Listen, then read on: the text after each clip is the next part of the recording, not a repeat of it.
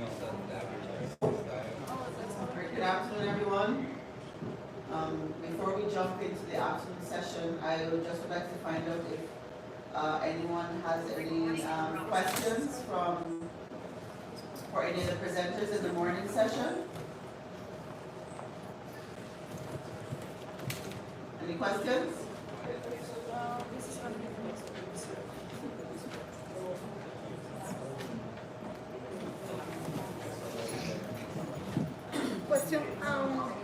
Questions on the previous session. Yeah? Sorry, you have a question? Yeah, I do have one. I wanted to ask, I forget. Can you stand, please? No, Miss. You from Suriname. Cheryl White. Miss Cheryl. Yeah, I wanted to ask you about these red programs.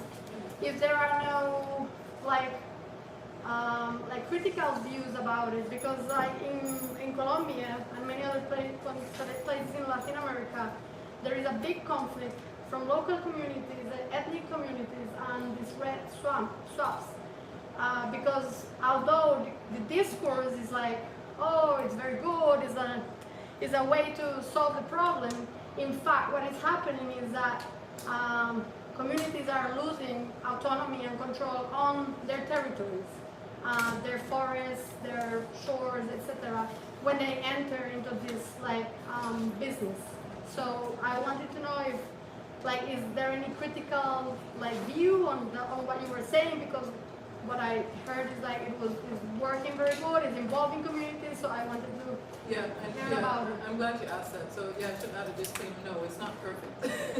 it's by no means perfect, and there has been some critical pushback, but not to the same nature as yours in terms of people complaining about losing control of their territory, because the other issue in Suriname is that land rights, and so those titles have not been dispersed yet by the government. There's a land rights law in Parliament now, a draft law that's waiting to be signed. So some of the critical pushback is that communities don't have enough input. That's the pushback that I've heard from some of these Red Plus community members, Red Plus assistants, is that they don't have enough input into what is worthy of acknowledging and keeping within a demarcation space. So in terms of them losing control about the process, that's not what I've heard. And I talked to a lot of these community members that are part of the program, and it's more of, well, we want to have more input into the process, because it's kind of a one-sided thing. As they come, we get information from them about the climate change, about carbon rates and so forth, and where the government is at in terms of that, but not that about losing control over the forest. If anything, they don't feel like Red Plus is doing more for the management. So people do report when logging, we have some timber harvesters that are kind of outside of that whole mining zone, and they complain when timber harvesters are coming into the area sort of unannounced or without any kind of real permit in their hand to do so, and that Red Plus isn't really doing enough to manage that aspect of it, like policing things like illegal logging that's happening. Yeah. So in your country, it's considered a negative program.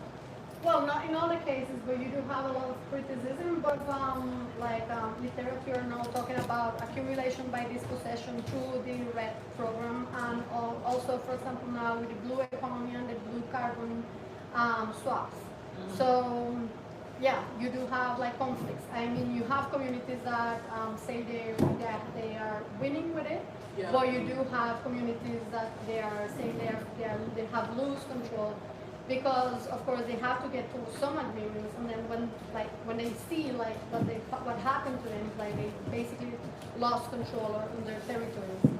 So yeah. Well, yeah. So the other bottleneck is one of the landmarks. So some of the organizations, I think Tanya will probably touch on this a bit in her talk, in terms of participating more structurally in the Red Plus program, is that first they want to have their land rights in their hand before they can, so that they can be a more pronounced participant in the program. But one of the things, I don't know how long that we have to talk. No, we're not.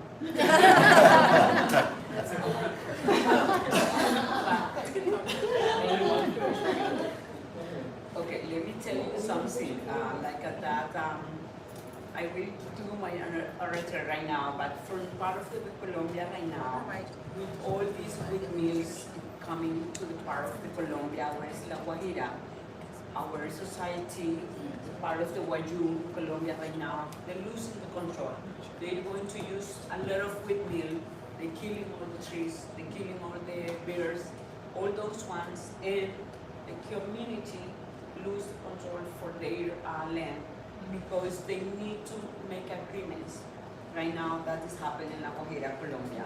As a part of the red. Colombia. Okay. So this is being in that one, but it's very, we need to talk about, it's very large conversation about that one. Yeah. But No, yeah, the community, they lose control about that. Well, the good thing about this discussion is that you are able to, in the working groups tomorrow, you're able to articulate better some of these issues based on the questions. So please feel free to bring up these points. I'll take one more question. If there's anybody else who'd like to ask any of the presenters, any questions? Okay. All right, we'll jump right in. I'd first like to acknowledge our guests, our participants from the University of Aruba. Do you want to just stand and tell us your name quickly? You've been with us since morning, but I don't think anyone knows who you are. Yes, my name is Ginelli Quant. I'm also a student from the university, and today we are together writing a report that will be handed to the UNESCO later on. Yes. Thank you. We're happy that you're here. All right, I'm gonna invite Robertina to come for the first presentation. This session is really about our community members, our indigenous communities, how they see things, how they do work in their own space. So we want to have lots of questions at the end. I hope you'll listen attentively. Okay.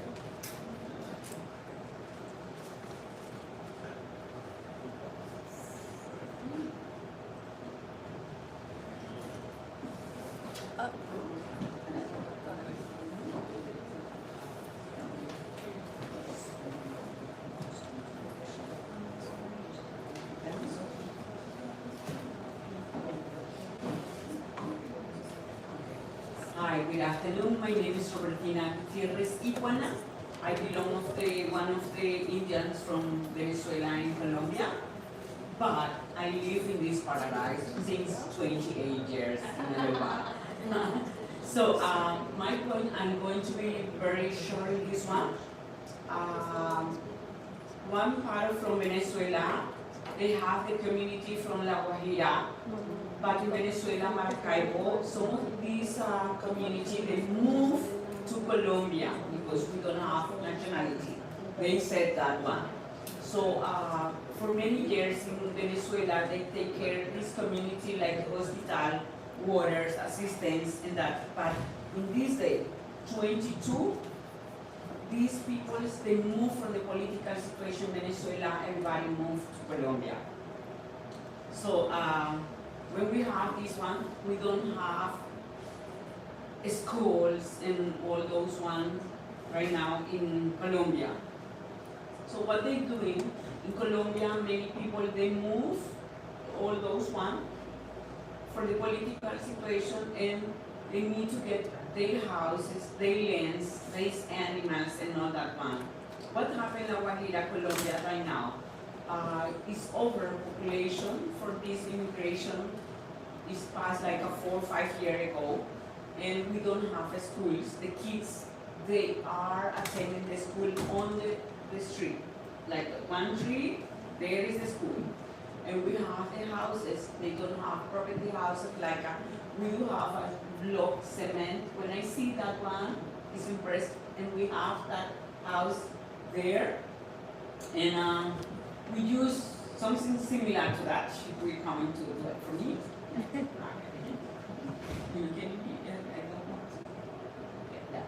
We have these houses.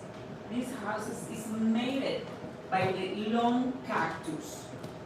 So in this house, year 22, the people live in this house. This is belong to the cactus. From the cactus, they use the cactus for water. They use the cactus for the houses. They use the cactus for cooking. They use the cactus when somebody passed away. They just make the hole, put the burial there. That's the use for the cactus. And we have these houses from that cactus. So cactus in La Guajira right now, they use this one for houses, for cover the animals, for do everything. So cactus for us is life. We have three kinds of cactus. I can say in my mother tongue. This we call yosu. It means that is the cactus. And they do provide some small, like a red cactus. I don't know if you see it. We will see it like the day with a carrot, we will see that one. So those cactus, they use them for eat. So each of these cactus, when all the dry for full years, because we are pretty much like Aruba, we don't have that weather very nice.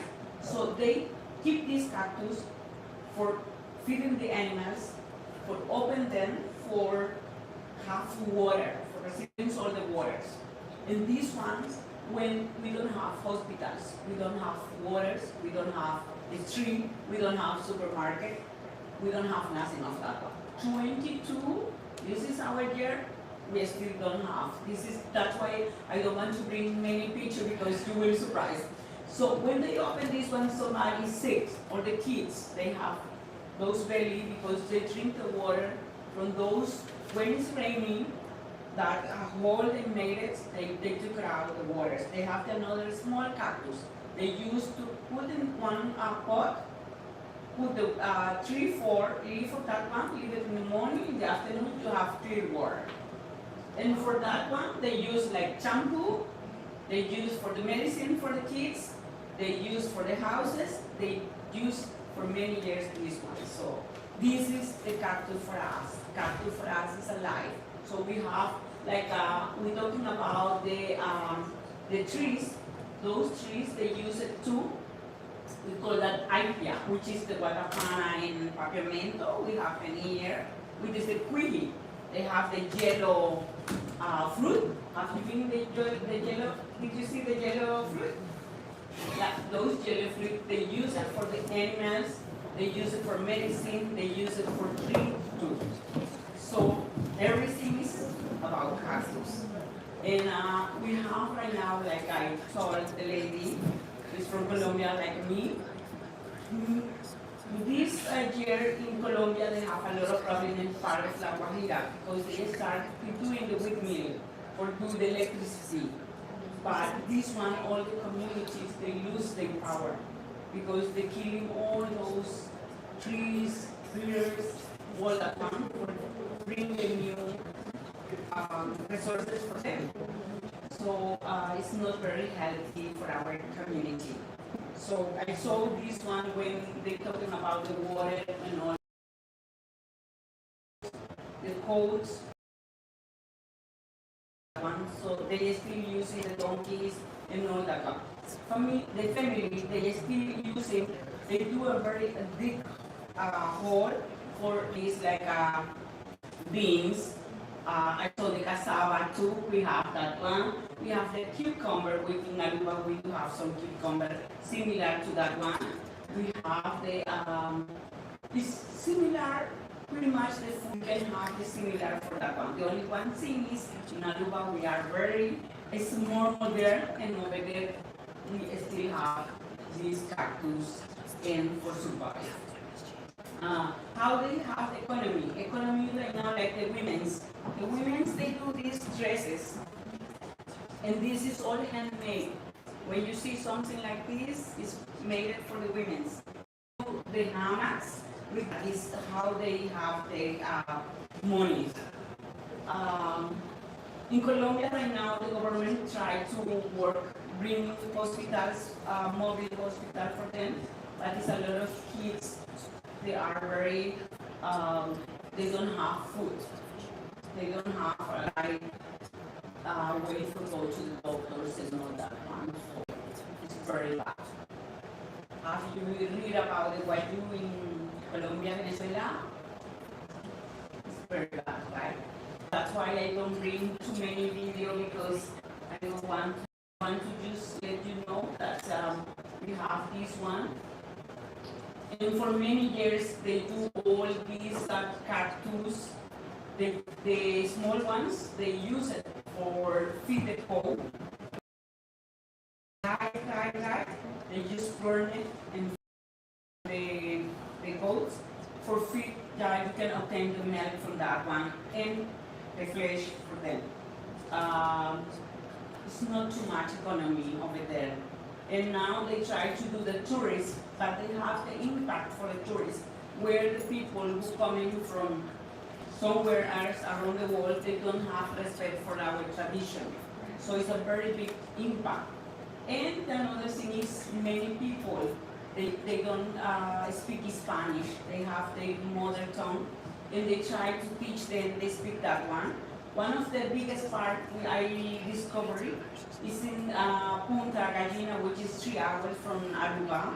They have the biggest boats that they have more, I don't know how many thousand kind of beers and all the fries they have in that coast, which I met a lot of archaeology, like 4 years ago, people from Sweden, from Netherlands and that one, but they go with these people and they teach them how they need to have respect for our culture.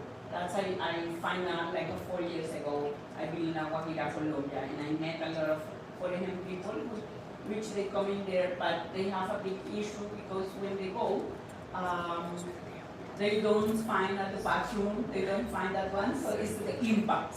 We have that impact, but they are working in that one, and I hope my country and where I come from La Guajira, they can do more, go more to the like the future in the hand by the government. They can have them an assistant, and instead right now they just taken out the land, so then they using their power like the owner of those land. How the land is working in La Guajira is they have certainly law. The La Guajira, los Guayus, we have our own law, which they go by the UNESCO. They have one they call Puchke. When we don't have prison, we don't have that one. We use our own law in this case. So that is the biggest problem the civilization find when they go to La Guajira, because they need to get the Indians, the interpreters, and do the law. So many of them, they are not protecting how they need to be very careful with those laws. So everybody need to go accordingly to that one. That is the biggest problem we have in La Guajira. And many people, they try to do, I don't want to talk about the political, but many people, they just go over there, take the pictures and do all those ones pretending, but they don't do nothing about this one. So when it is 22, we still have kids on the street, and we have all these climate changes, a lot of raining. They cannot have food, they cannot get the waters, because maybe it's like 4 hours from one part to get clean water from the government, but it's too long, so they don't have the street, and it's very muddy when it's raining a lot. This day, a lot of people is passed away during the bad weather we have in the Caribbean, because it's around, it's like Colombia, Aruba, and Venezuela. We see this one. That is the part I want to bring to you, and I see all those houses and the study that Miss Andrea she has. It's very good, so I hope we can find solution for this one in the future for La Guajira, Colombia. Yeah? Thank you.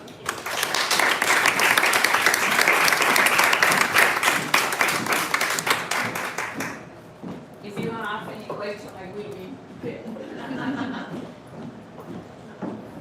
All right, I'm gonna invite our UNAS group to come forward. This presentation is going to be in, well, the text is in English, but they will speak in Spanish.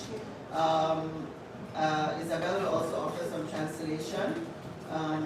but I think many of us in the room speak Spanish, but still some translation will be offered. Yes, yes. People want translation? Yes, there are.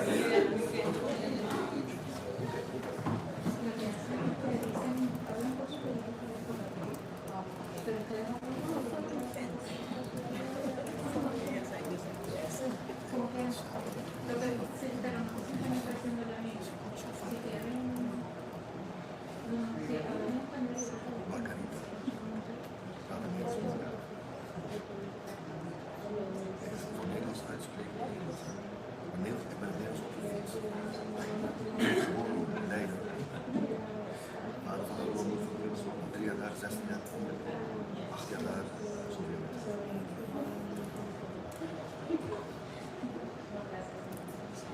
En ik ben ook half Nederlands en Nederland in de 5 jaar. Dus mijn eerste taal is eigenlijk Nederlands. Soms eigenlijk helemaal Buenos días. Le voy a darle las gracias a Islanders for Helm y todos los organizadores de este evento por hacernos la invitación. We want to thank the Islanders and the Helm and all the organizers for inviting us. Este proyecto es una iniciativa colaborativa de la doctora Isabel Rivera Collazo y es catedrática de Arqueología Ambiental de la Universidad de California en San Diego, Climate Change Alliance para la Naturaleza y Wildlife Society. Yeah, it's in English there, but the project is a collaboration between me, the Climate Science Alliance para la Naturaleza, which is Aruba and Wildlife Conservation Society. Es un proyecto de restauración del ecosistema costero afectado por el huracán Irma y María que afectó grandemente a la isla de Puerto Rico. La reserva natural, la Hacienda de Esperanza, perdió una gran cantidad de árboles de vegetación y en Puerto Rico se estima que fueron 31 millones de árboles. So this is a restoration project of coastal ecosystems on the north of Puerto Rico that were affected by Irma and Maria. And in Hacienda Esperanza, which is the natural reserve that they're working in, they estimate a loss of 31 million trees. In all of Puerto Rico, in Esperanza there was a lot of vegetation loss. Esperanza perdió como 2 acres y árboles. Esperanza lost about 2 acres of tree. Una de las metas de la Hacienda de Esperanza para la Naturaleza es sembrar 750.000 árboles para el año 2033. One of the goals of para la naturaleza is to plant 750,000 trees by 2033 Y no Puerto Rico. in all of Puerto Rico. Dunas es un proyecto residente de adaptación al cambio climático que replica un proceso natural que existe en la naturaleza. Dunas is a project of resilience that for climate change adaptation that replicates natural processes. La siembra de tablas colocadas en ciertos procesos ayuda a evitar lo que pasa en la naturaleza y sirven de acumular sedimentos que son los que forman la duna. They place wooden plants imitating the morphology of the plants and serve to accumulate sediments and form sandals.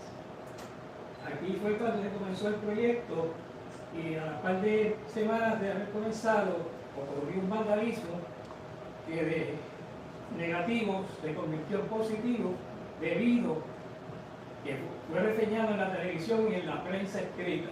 So the lower photo is when we started in 2018, and soon after we started there was a lot of vandalism where people came and took the wooden plants out. And from a bad situation, bad experience, it turned to be positive because we were covered in the media, TV and radio. Esto fue condenado por la población puertorriqueña y ayudó a entregar el mensaje. La gente nos pide ayuda para esto. So this helped bring the problem forward to the public opinion, and it received a lot of support. ¿Por qué es importante restaurar las dunas? Las dunas son valiosos hábitats para muchas especies, especialmente las olas traen organismos que son usados por las aves y otras especies.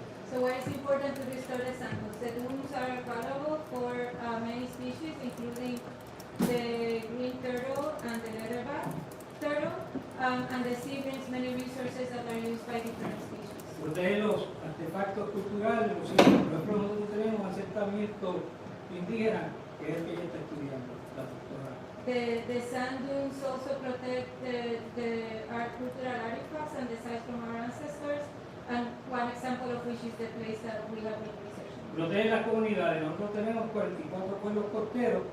La mayor cantidad de dunas se encuentra en el área norte, que es bien castigada por el suelo atlántico. And the sand dunes also protect communities. We have many communities on the northern coast that are currently protected by sand dunes, and the climate change is removing these protected areas. Seré la primera que estaba aquí porque quiero enseñarles esta foto. Esta foto es la laguna Tortuguero, que es la única de agua dulce en todo Puerto Rico. I left the first line to the end because I want to highlight this first photo. That's Tortuguero Lagoon, one of the only freshwater lagoon in Puerto Rico. Está situada entre Manatí y Vega Baja, con una área aproximada de 2.43 kilómetros cuadrados. It's located between Vega Baja and Manatí, and it's 2.43 square kilometers in dimensions. Y un volumen total de agua aproximado de 708 millones de galones. 708 million gallons of fresh water. Obtiene su agua de rainwater runoff y freshwater springs. Very good. That's very good. Muy bien, very good.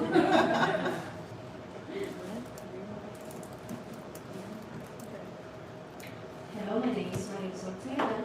The project of dunas begins in 2019 in the area known as Playa Boquillas in la Hacienda de Esperanza Natural Reserve. First intervention with the sowing of the tables, considering the orientation of the wind. Then we planting a typical vegetation that grows in the coastal areas of Puerto Rico, and then we realize beach profiles to measure and compare the process of the dunes. For ecological techniques or for dune restoration, we consider the installation of Helm system, the tables, that it combines the human intervention and the natural process for the recovery of the dunes. Then we consider the minimum economic impact with the integration of volunteers and the use of recyclable materials are integrated in the project. And then we consider the reforestation patterns, and we study the pioneer plants that are species that contribute to the formation and fixation of the dune, and then we consider secondary plants that are species of dense and tall vegetation that contributes the diversity of the coastal ecosystem. This was the plant type that we consider to integrate to the dune restoration. We consider woody plants. They are Copolua ovifera, the sea grape, creepy plants, and then we consider the seed of Cannabalia rosea and Scabriola plumeri, and the lilies and cactus that are typical in the ecosystem of the north of Puerto Rico. There are many photos that shows many of the plants that we planting in the dune and the story of the dune. We consider Lirio de Playa, Caribbean spider lily, the Copolua ovifera, the sea grape, the bay bean, que es haba de playa, and sea purslane. I show you the comparative photos. There are the tables that we integrate in the dune in 2019, and then is a another photo that is actually in the side of the story. That with these photos, we comprovate that the progress of the dune was effective and significant. There are a comparative dune profile. Their measures are for the center of the transept of the dunes, and in these ones values of the seven lengths. We notate that are significant measures that prove that the progress of the dune is naturally and is effective.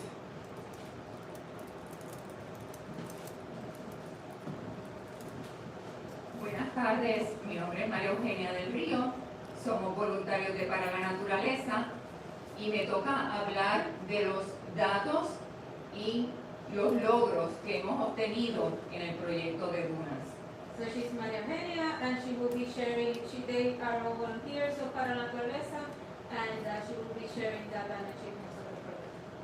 En primer lugar, hemos publicado varios blogs en el Climate Science Alliance y tienen el enlace donde pueden ver estos artículos. Esto lo hicimos de acuerdo al progreso del proyecto. So in the webpage there, you can see the publications, their publications of the progress of the project in the page of Climate Science Alliance as the project continues. Hemos dedicado 5.469 horas de labor voluntaria.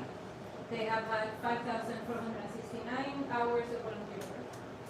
193 actividades, entre las cuales se incluyen el monitoreo de anidamiento de las tortugas, la recolección de desperdicios en el área de la costa, el monitoreo del área de las dunas, donde continuamente hemos estado recogiendo los datos, y también hemos hecho varias actividades donde hemos llevado el mensaje del proyecto.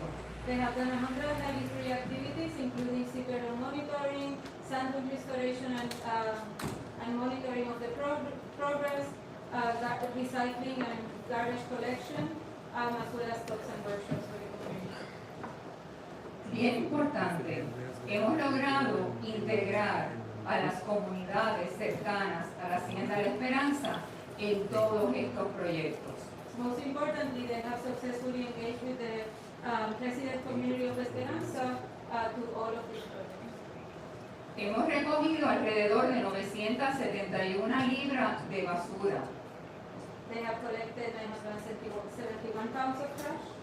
También hemos recolectado los materiales reciclables por primera vez en este área de la costa. And sorting the recyclable materials. This is the first time that this is done for this section of the coast.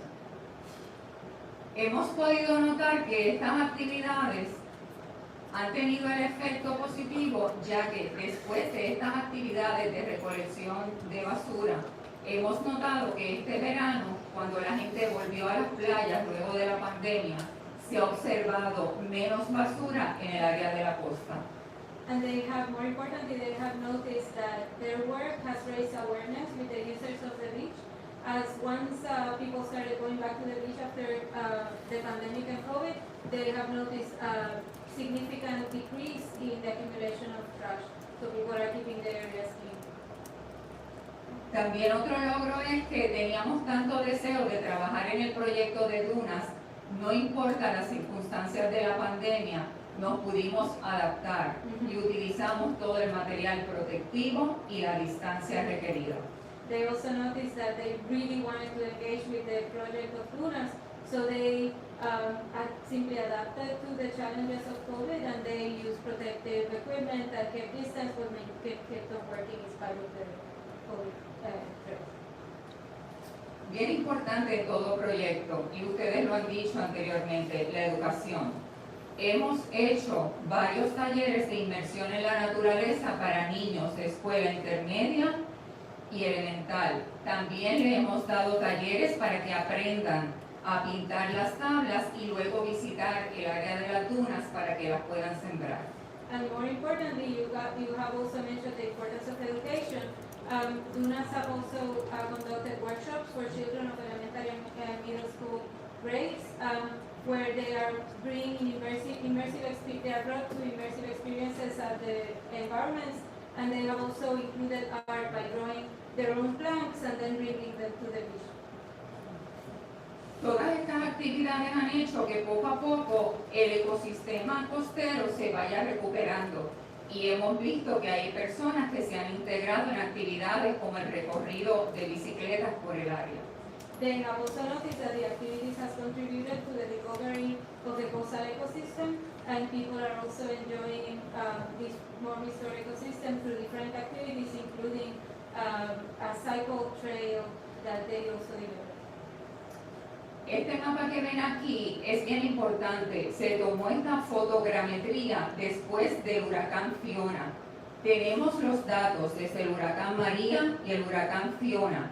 Y ahora mismo las actividades, todas las comunidades que están ubicadas cerca de la reserva natural pueden tener la seguridad por dónde va a fluir el agua luego de estos efectos atmosféricos.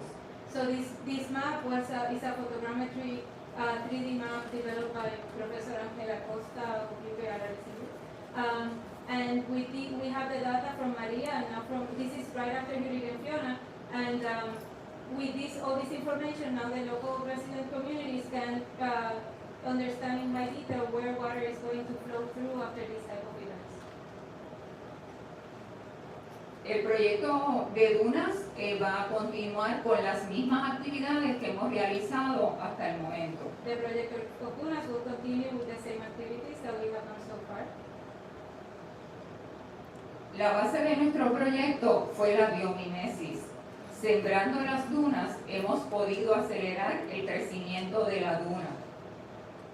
Biomimicry was the basis of our project, and by placing these plants, we have been able to accelerate natural processes of sample growth. Este proyecto fue transformador. En primer lugar, tomamos los datos. Nosotros fuimos vigilantes. This project has been transformative. We first took gathered the data. We were the watchers. Luego, con todos esos datos, tenemos la seguridad que estamos protegiendo a las comunidades, estamos protegiendo nuestra herencia cultural y también estamos ayudando a recuperar el ecosistema. Hemos sido protectores.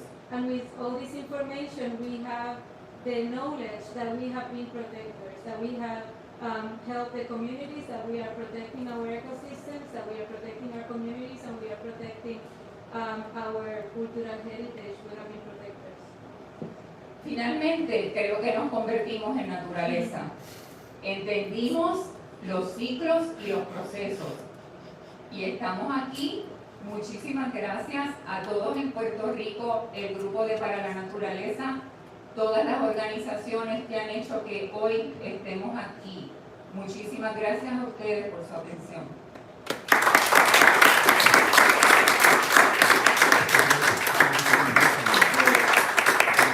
I will translate the last one because I think it's important that they have been nature, that they have observed the cycles, and through observing the cycles, they have been able to be part of nature as well.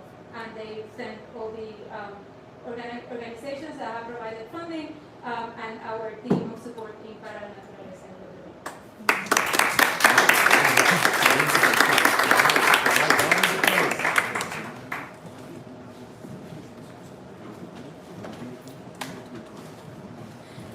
Thanks to the Dunas team for that presentation. Now we're going to invite Sarlo to come and speak to us about indigenous foods and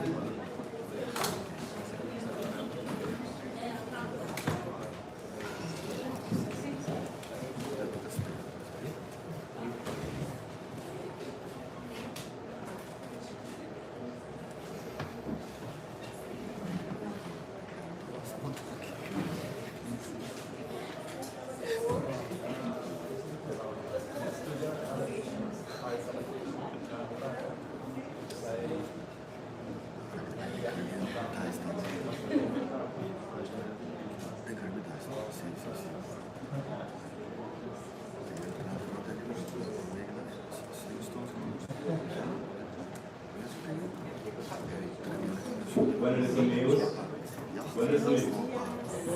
In Spanish, friends. Madrigal. Salinago friends, family. Good evening, Nagagoya. My presentation is to deal with, and I put in my presentation a tri-fusion technology because of how it is. So I'm going to be sliding and skipping, right? So I will be dealing with ancient medication, food, and some other stuff to do with change of climate.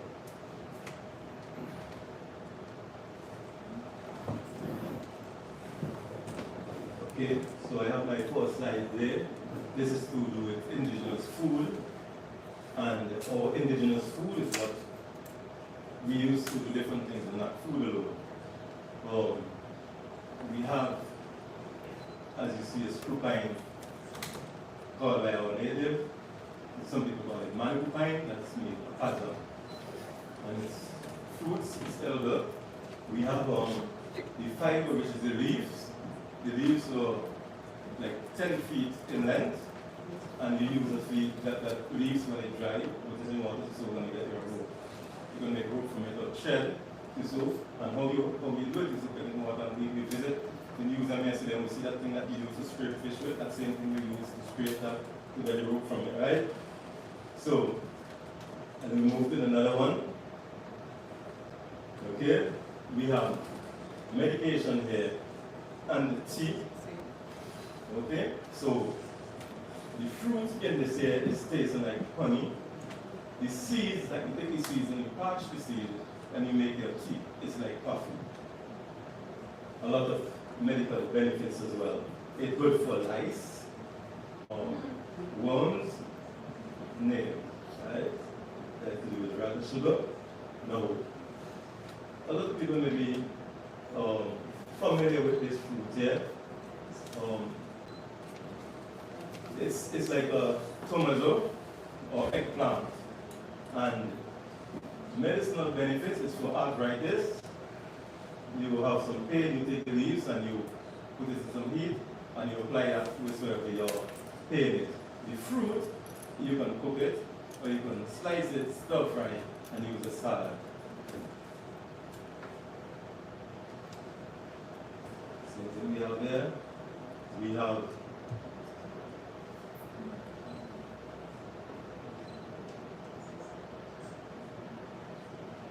okay, ground power. Ground power, it's a yam. And after sulfur eruption in 1902 and previously here, you notice that you mightn't be able to get food.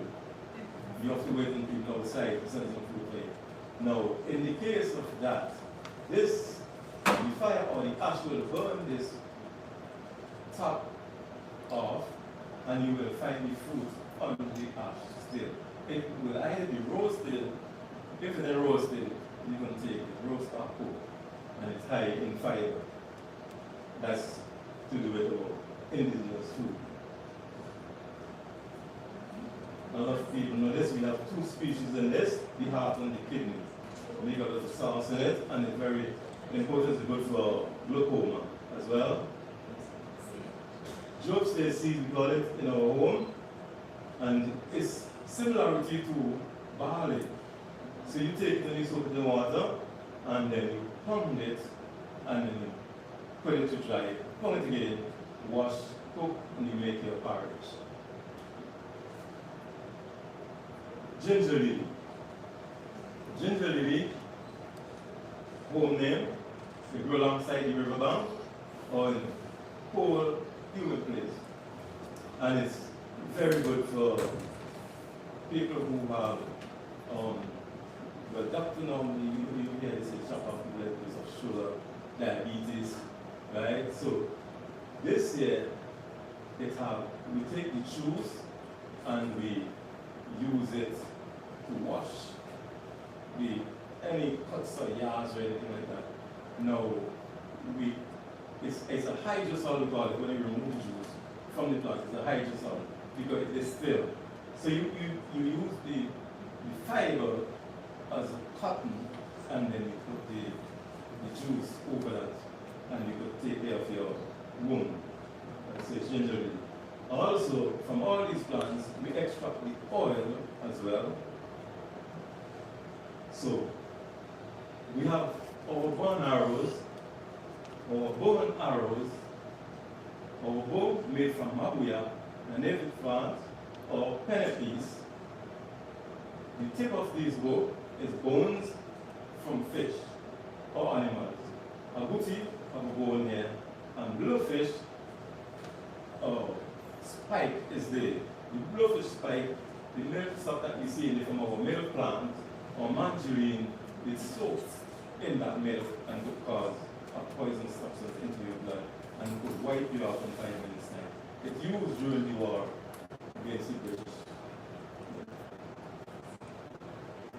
That is our oil from all the rest plants that we food, like especially gingerly, and our oil used as ancient medication from our ancestors from right down to today.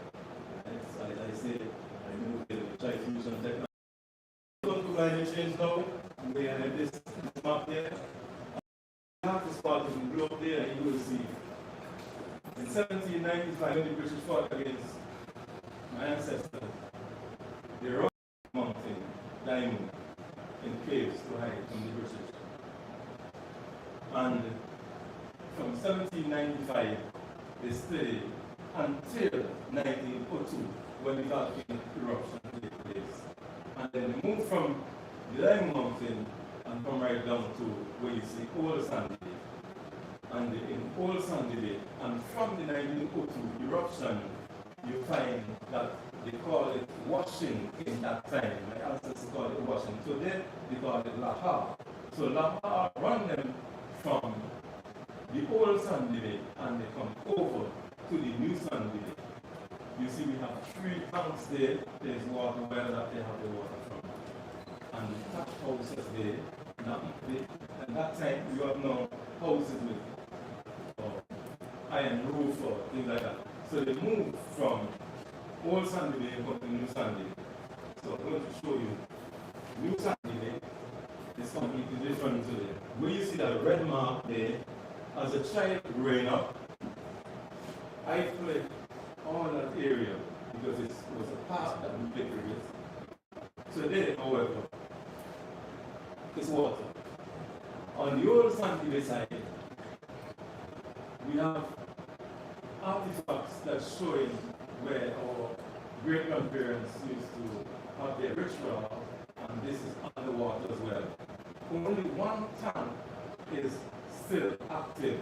The well to this end here is active, the rest is underwater. And the artifacts that we use for all the ritual. Now, come back to New Sandy Bay. When you see that red circle there, it was the park, right? So this is how it is.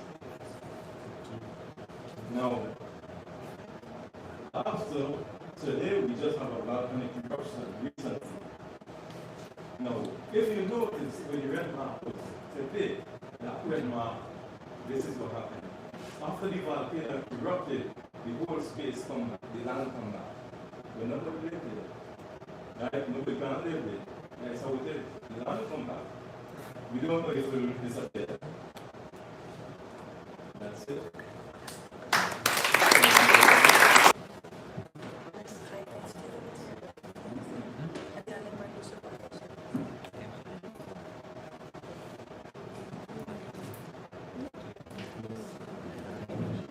Thank you, Sardo.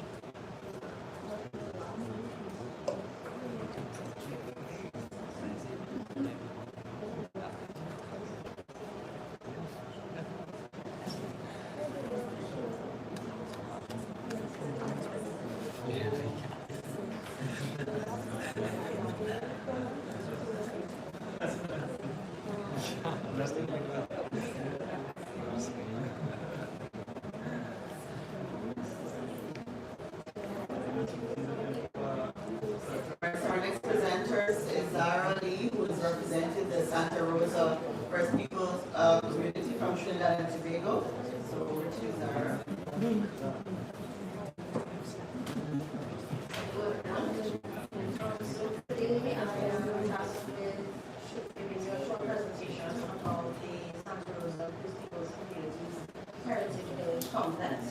Can you hear me? Yeah. So this is general outline of what I'll be talking about today. Alright, so first things first, where is this?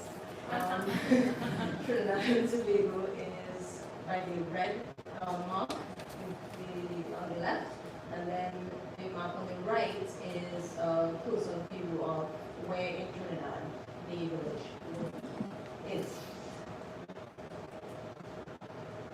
So this is what it should look like when it's finished. This is a depiction of the main portion of it. Previous slide, it's 25 acres of land, and this is not the full 25. This project is to help preserve indigenous culture and contribute to solving and adapting to national and international challenges through the practice of indigenous libraries. And the Santa Rosa community will be doing that through various forms. So just give you a slightly better idea of the types of buildings that would be in the village here. And the current situation. So at the bottom left, that picture is the main area. If we go back, so you will see it. You will see it to the bottom left of this picture.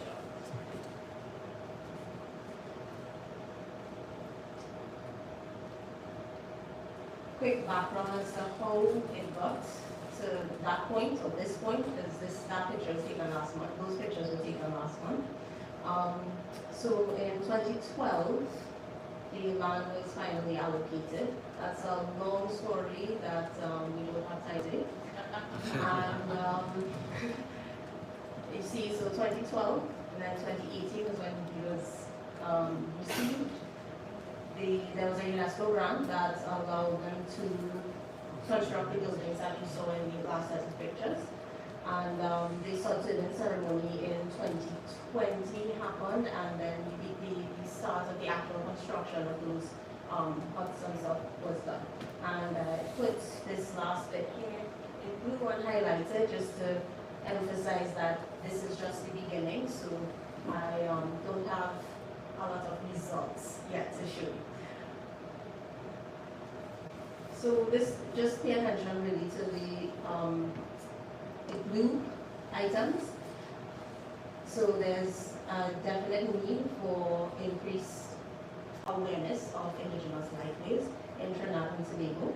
And part of the, as I said earlier, part of the main purpose of constructing this heritage village complex is to promote community, the realization of community roles, or the role of communities in our society.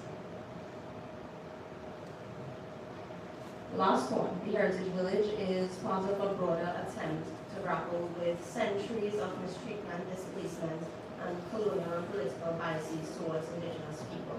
This is not a new situation to Trinidad and Tobago, of course, as everybody here is well aware of, but it will be, the Heritage Village complex will be a very tangible, visual showcase of what can be done if governments allow. And so the entire project was largely based on the SDGs, on the Sustainable Development Goals. And there is, the next few slides is just looking at the social, economic, and environmental impacts that the heritage complex hopes to have. If you look at the points with the little red ovals, those are the main ones, particularly food security, with the planting of crops that are used by indigenous peoples for at least 8,000 years in Trinidad. Community climate resilience, we'll talk more about that later on.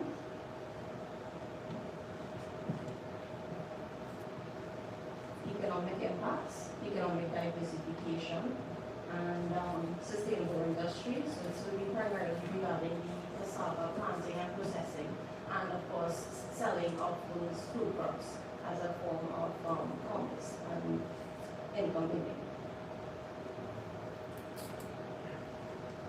Environmental impacts, of course, with the air quality and health impacts of present-day life would be very different to what the intended outcome would be from life on in the heritage village complex. And waste generation and disposal, well, that we get to that a little later, but that would also be a different way of dealing with things in the present than the general society does right now.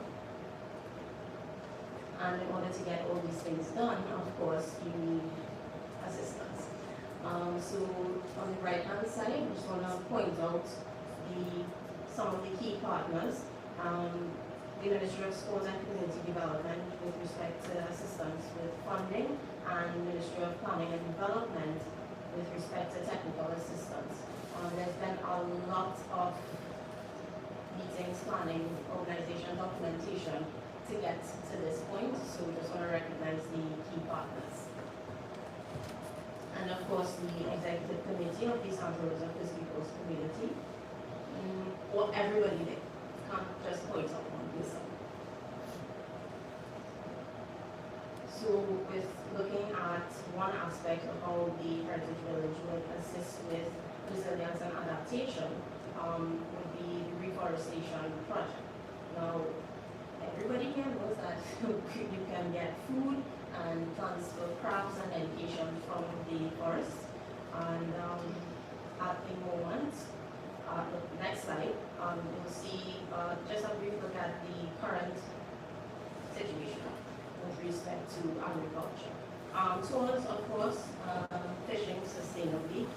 Trinidad is suffering from depletion of a lot of commercial fish species, and well, things aren't really looking good on the national side of things, but you know, it's coming to come. So agriculture will be a mainstay of the complex, and Nelsia, who was assisted me in preparing the presentation, she highlighted the fact that they want to focus on the cassava growing and processing, and then the sale of those food items. And minimal waste production here is also highlighted and intercropping, so composting and natural, right, so composting and natural fertilizers, like you intercrop peas with corn and so on and so forth, and so natural replenishment of the soil from the crops itself rather than artificial fertilizers to add towards the pollution. This slide is really about the significance of water. And I noted here that a consistent pipeline supply of water is required, obviously, but it's also not yet available at the site. And there are intentions to use the Aruba River, which this picture was taken near at the Aruba River, which is nearby to the complex, to teach about efficient water usage. And of course, because it's so close to the source, things like schools, having tours with school children actually be there in the space, hearing, seeing, smelling this. Well, after Sado, don't need to say much with respect to this. And again, the 2 points in blue are the main takeaways from this slide.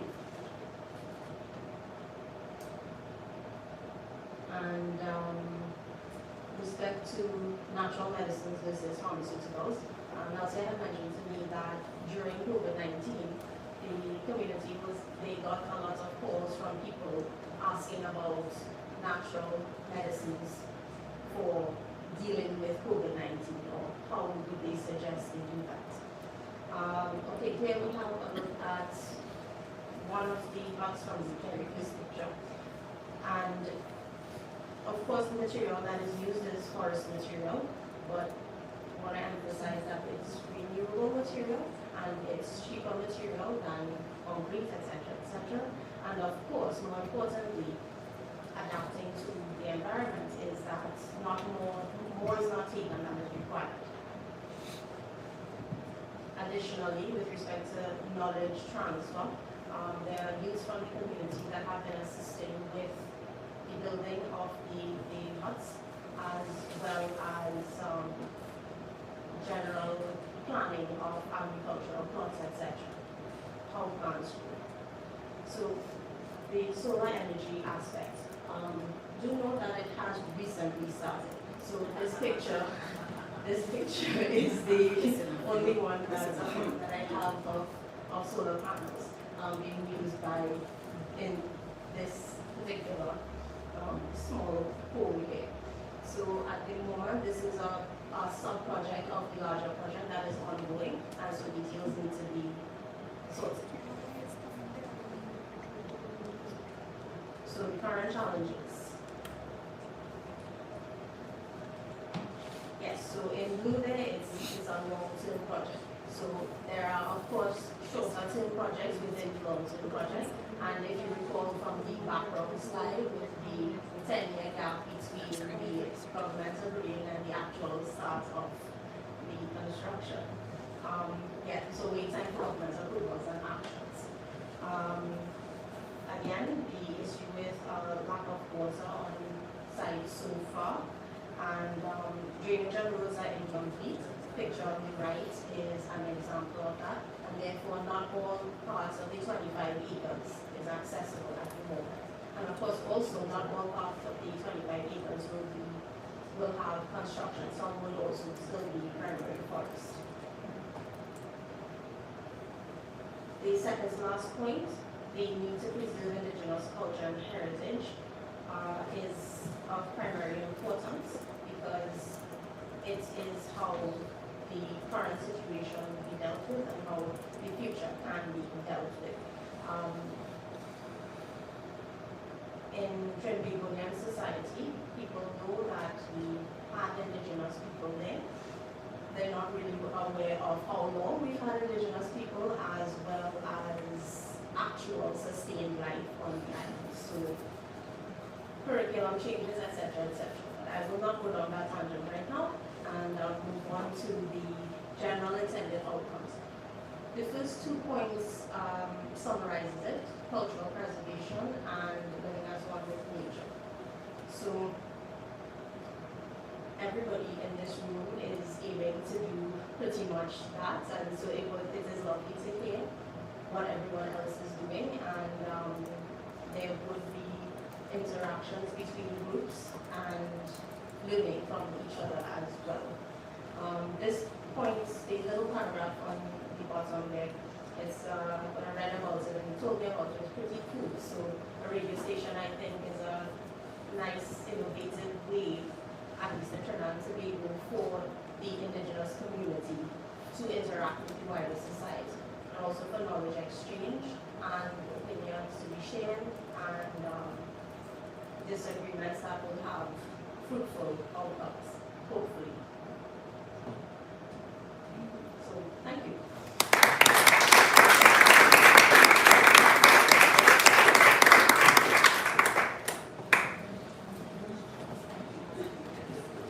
Thank you, Sarah. All right, Tanya, we're going to move back to Suriname for our next presentation.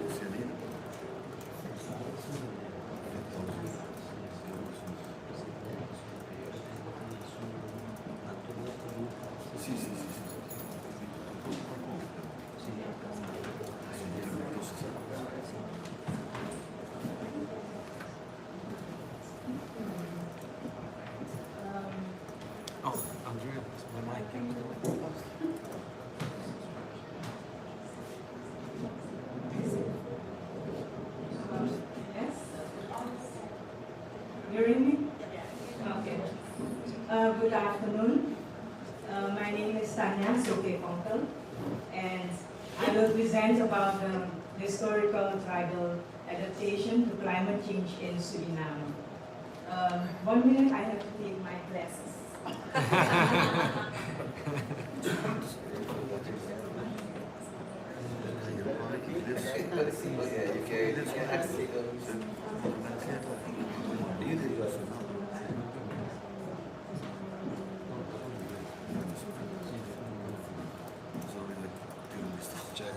Yes.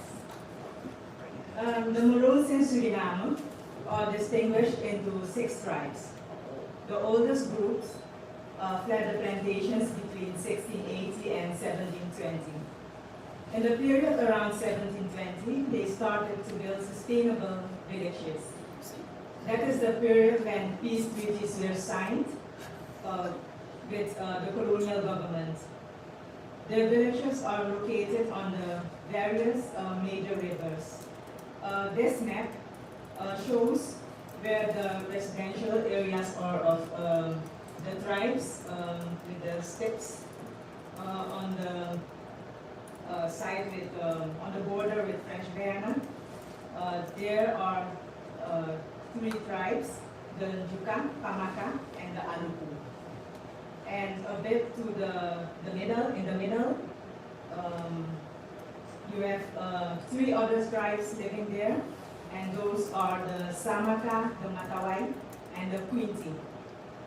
Okay, I myself am from the Samaka tribe. Okay. Between these tribes, there are more similarities than differences. And similarities are they live as a tribe according to a socio-cultural system. Villages are located along the major rivers. They do subsistence agriculture and storing agricultural crops.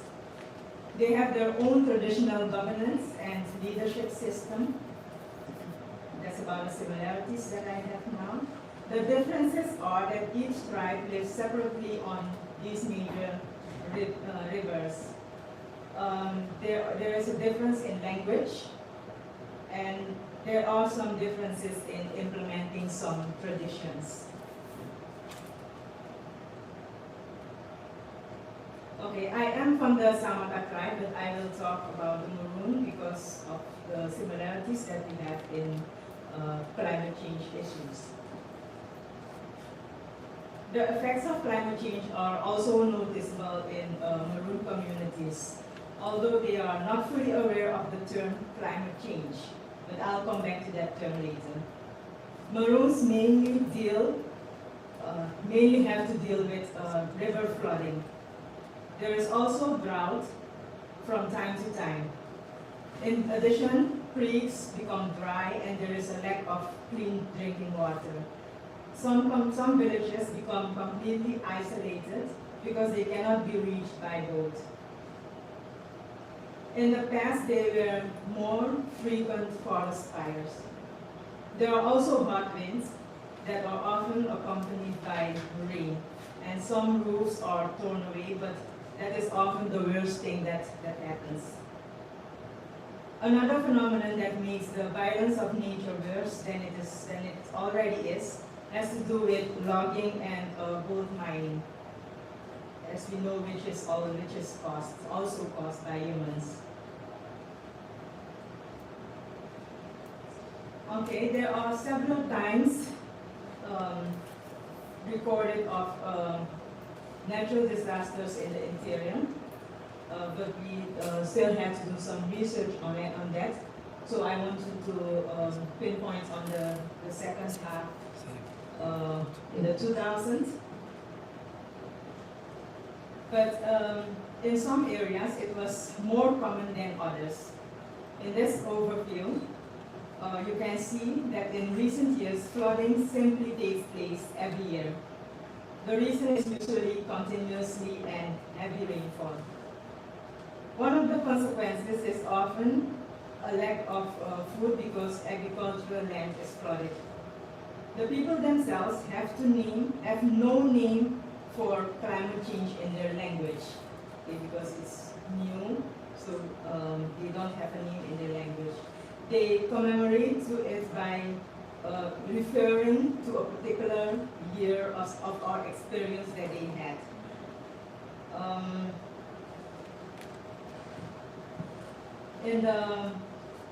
In the picture above, you see a stone which we saw in Samaka village, and in that stone they carved the year 1949 with the text. And when they talk about the flooding in that year, they refer to that stone. In 1970, through interview, we also heard another way to refer to a flooding, the flooding of 1970, and it's more the Maroon who are living at the border with French Guiana, and when they say in their language, "Akong kimi," then it means it's come to kill me. And everyone knows that they are talking about a flood in 1970. And in this slide we have different centuries and different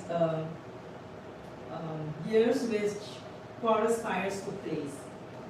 Forest fires overlap with maroon sedentism along major rivers in the tropical rainforest, particularly after 1760 treaties.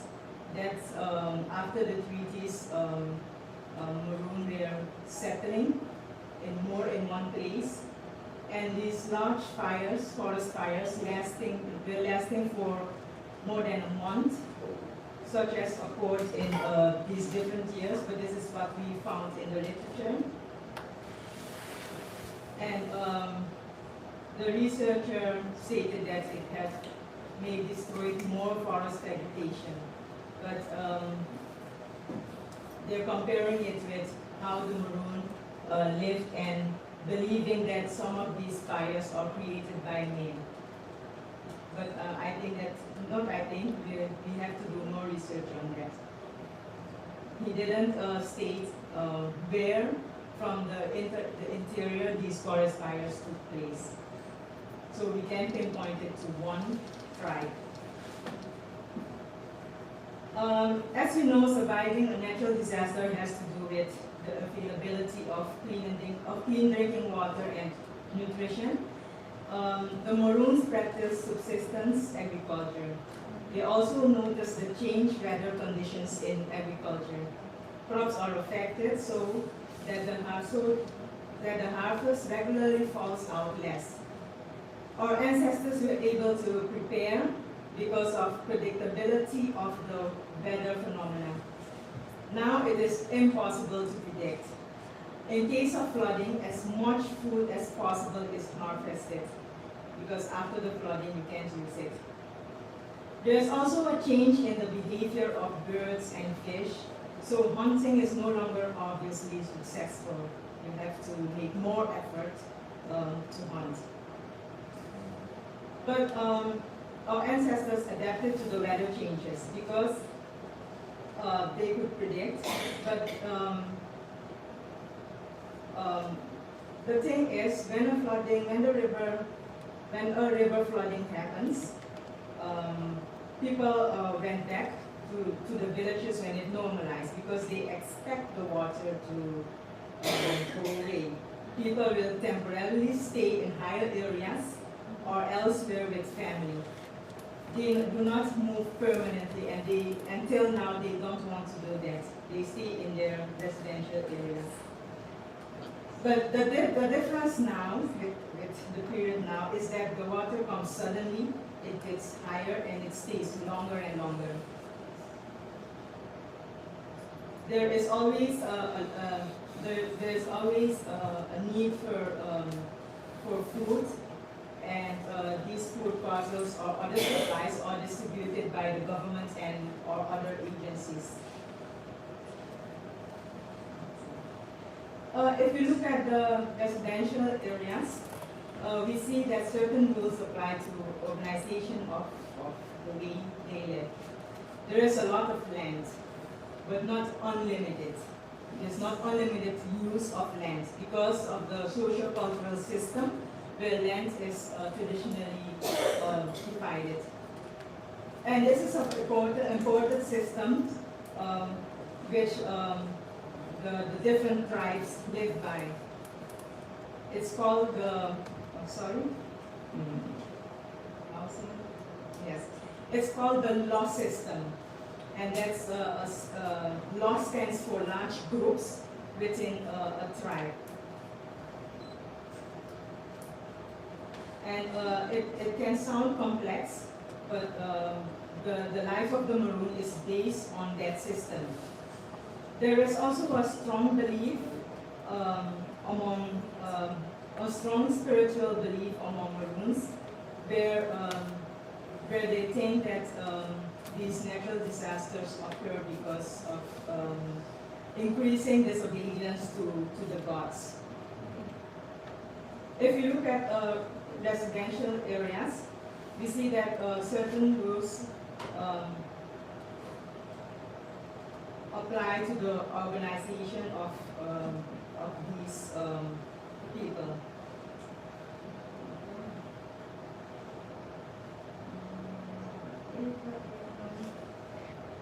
After 1760, after the 1760 peace treaties, people moved from bush toward river bank, but there's a difference between the locations where Maroon tribes live, because not all villages are on. Some of the villages are on islands.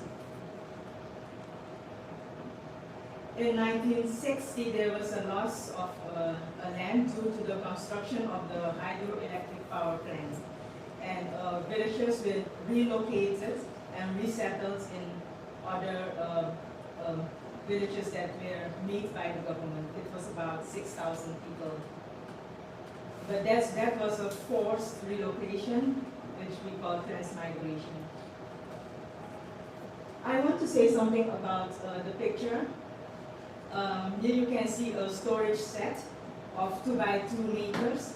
It is a special building for the storage of rice harvest, and it's built both in a village or on farmland.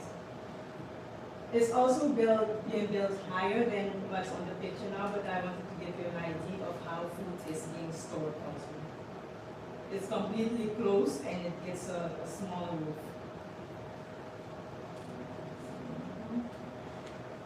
As far as cultural heritage is concerned, remains are stored in houses and remains within families. These material remnants remains in villages, within families, and they store the things up in houses. The holy places, like cemeteries, medicine houses, they are just left alone and occasionally visited, just when it's needed. In case of flooding, if holy places were flooded, they are put in order after they are drained, after the water went away, and they are put in order through rituals. Okay, here we have, there's a lot of awareness going on in both Maroon communities and indigenous communities. And we see that both organizations, tribal leaders in Maroon communities talk about the climate change effects on them. And there are some community-based organizations that are trying to get this in the national agenda of the government. They're not sitting with all the awareness, but they're trying to work together with the government to look for solutions. At the other side, we have the indigenous village leaders, and who also turn their attention to climate change, but they have another strategy. They, we see they write, we see letters which we got from their website, where they write to international organizations, tell them about their position, and they go by a slogan saying, the government does not, must not talk about us without us. In conclusion, I have indicated that Maroons and natives are always adapting to change weather conditions. And social discussions are taking place, and they work on awareness, but also thinking about actions that has to be taken. All this thinking have to lead to further implementation of strategies, and what's happening now is that in-depth research is required, and they're seeking for finance to do so. Thank you very much.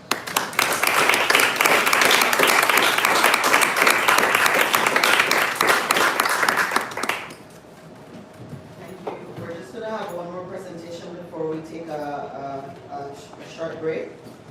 So I'm going to ask Hannah Sabel to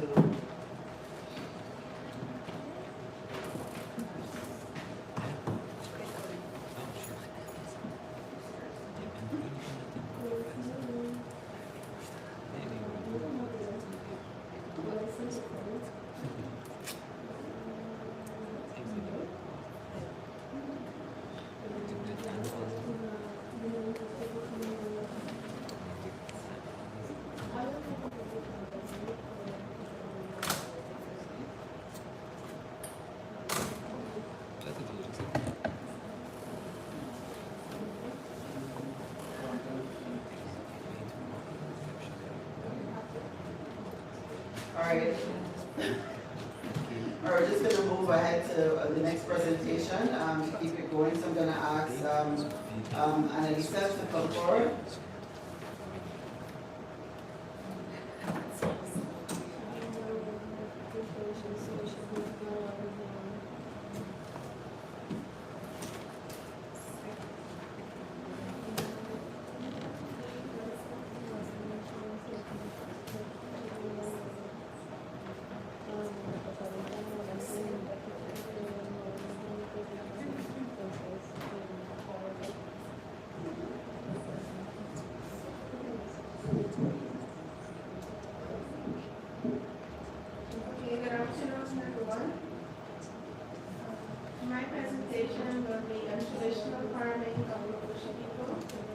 Adapting to a changing climate in Guyana.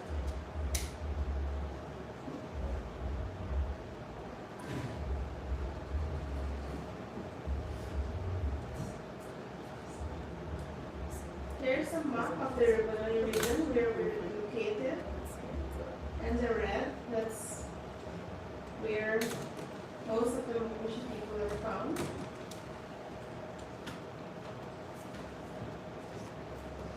Effects of climate change in our communities: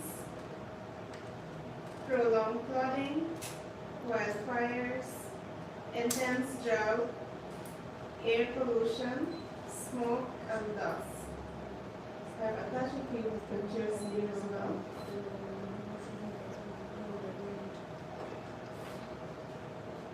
Impacts continue. We have labor immobility, increasing waterborne diseases and insect vectors, food shortages and lack of essential supplies, communication and transportation supply, means spot answer, loss of crops and or yield.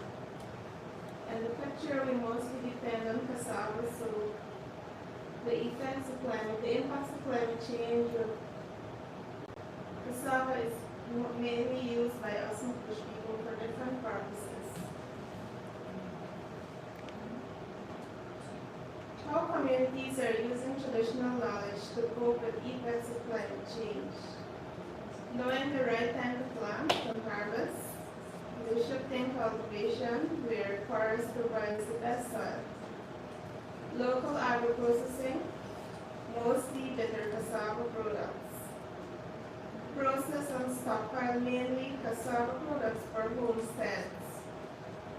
Sustainable farming, hunting, fishing, and gathering of forest products. passing on traditional farming practices to the younger generation. We also do crop rotation, and we're in the hope of implementing smart agriculture. Enhancement of coping strategies.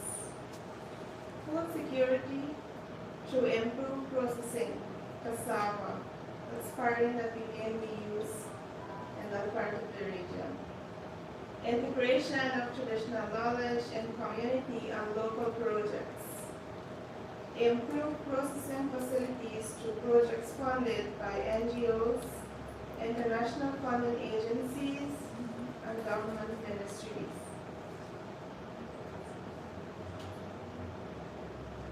Enhancement of coping strategies. Why traditional farming?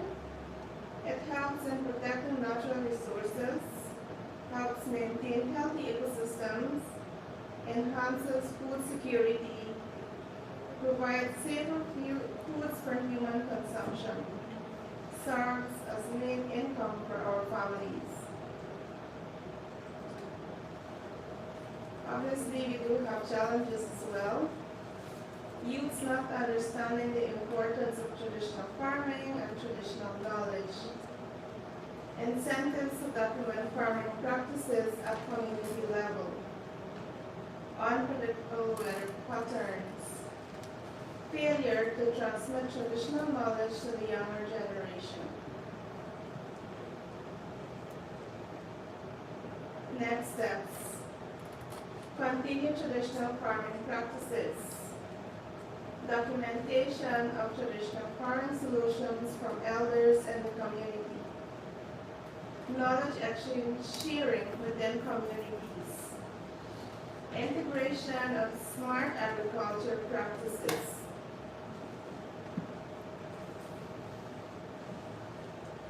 Thank you.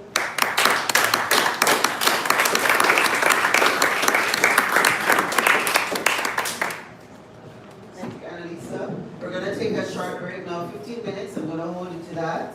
Please be back in here by 3:15. Go stretch your legs and whatever else you might need to stretch. Yes. And there's coffee and things. There's coffee and water, I hope, next door. Awesome.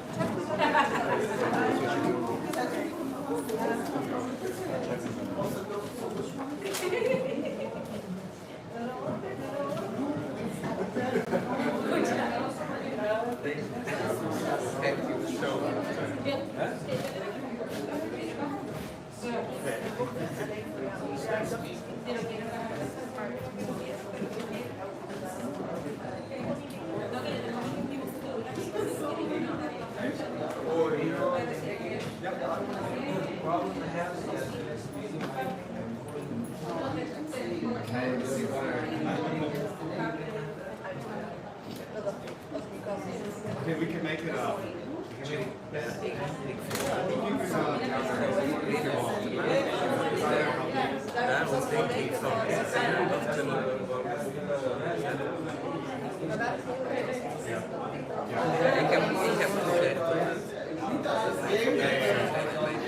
Yeah, we can down there. Yeah, I don't have my laptop.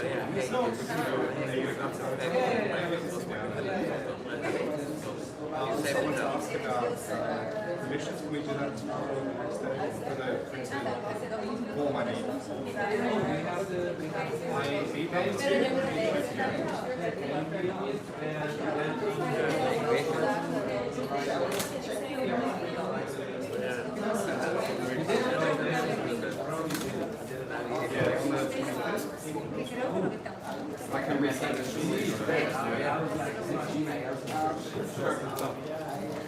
Aye.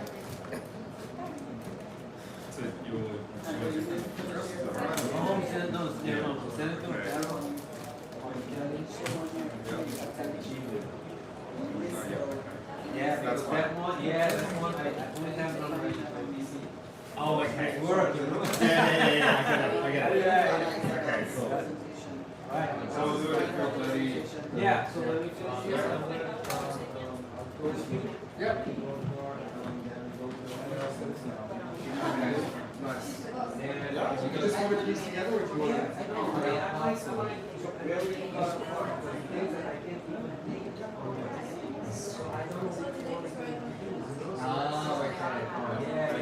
Yeah, should be fine. The what? Oh, genes. Yeah, genes, man. You've been prompted. Well, I was forced by I forced you. I'm going to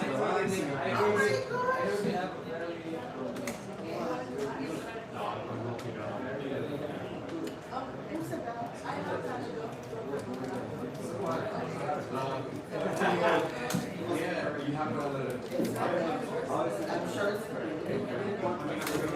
yes, you did.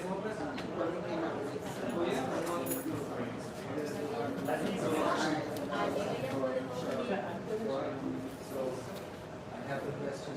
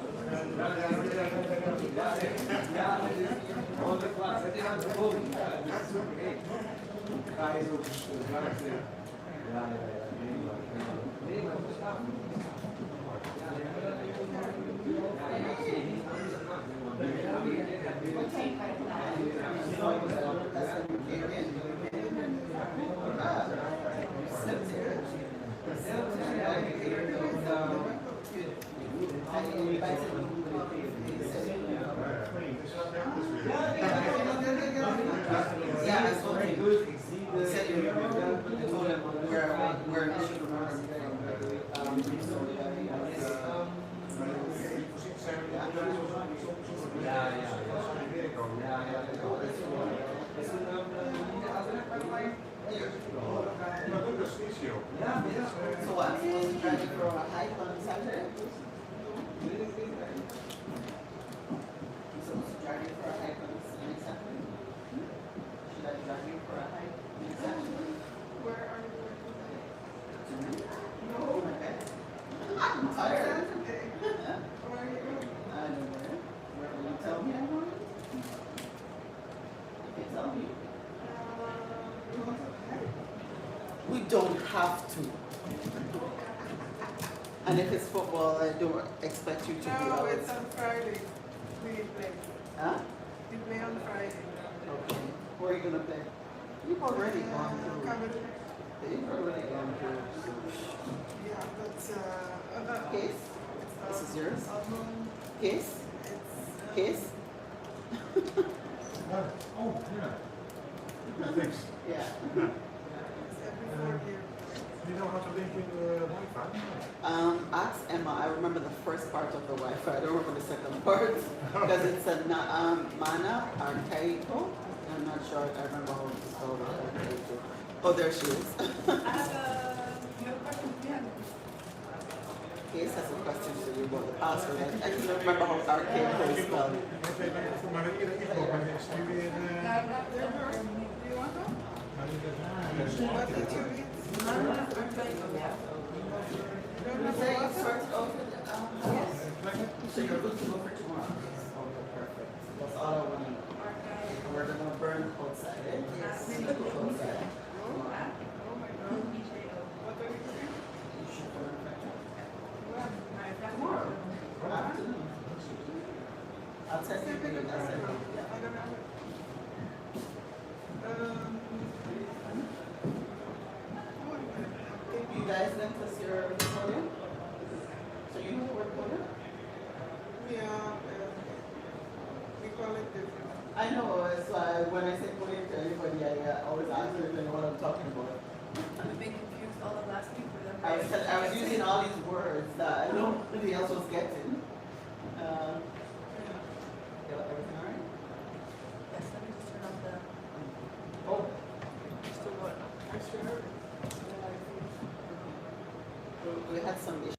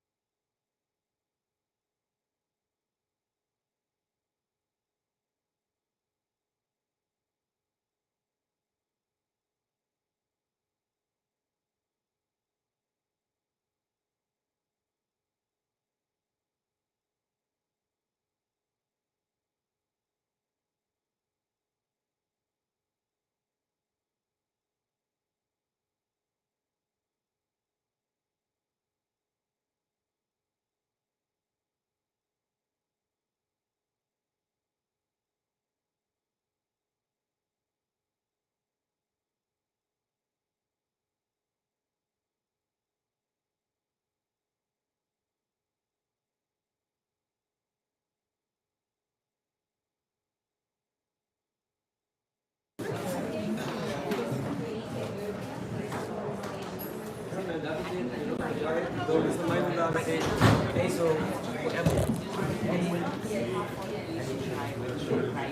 thank you everyone. We had a nice little break. We're now going to invite Anna Isabel to give her presentation.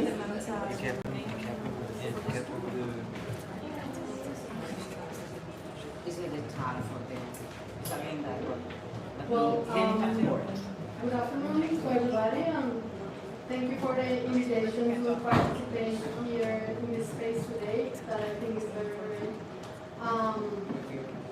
a good experience to learn about all the different experiences that you have all over the Caribbean. I'm an anthropologist. I'm a teacher in San Andres Island, which is one island that many of you don't know. But I was also raised in the community of Old Providence and Santa Catalina, which is the next island.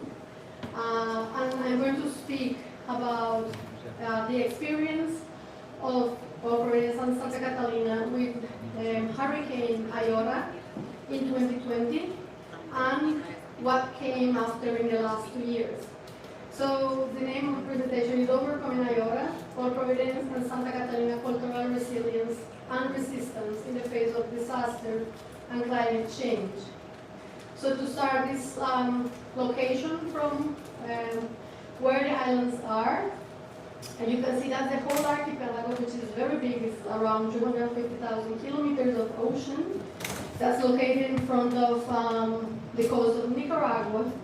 But by historical reasons, it's part of Colombia. The two northern islands, the others are like coral banks and reefs, which is the island that I come from and that I'm going to speak about.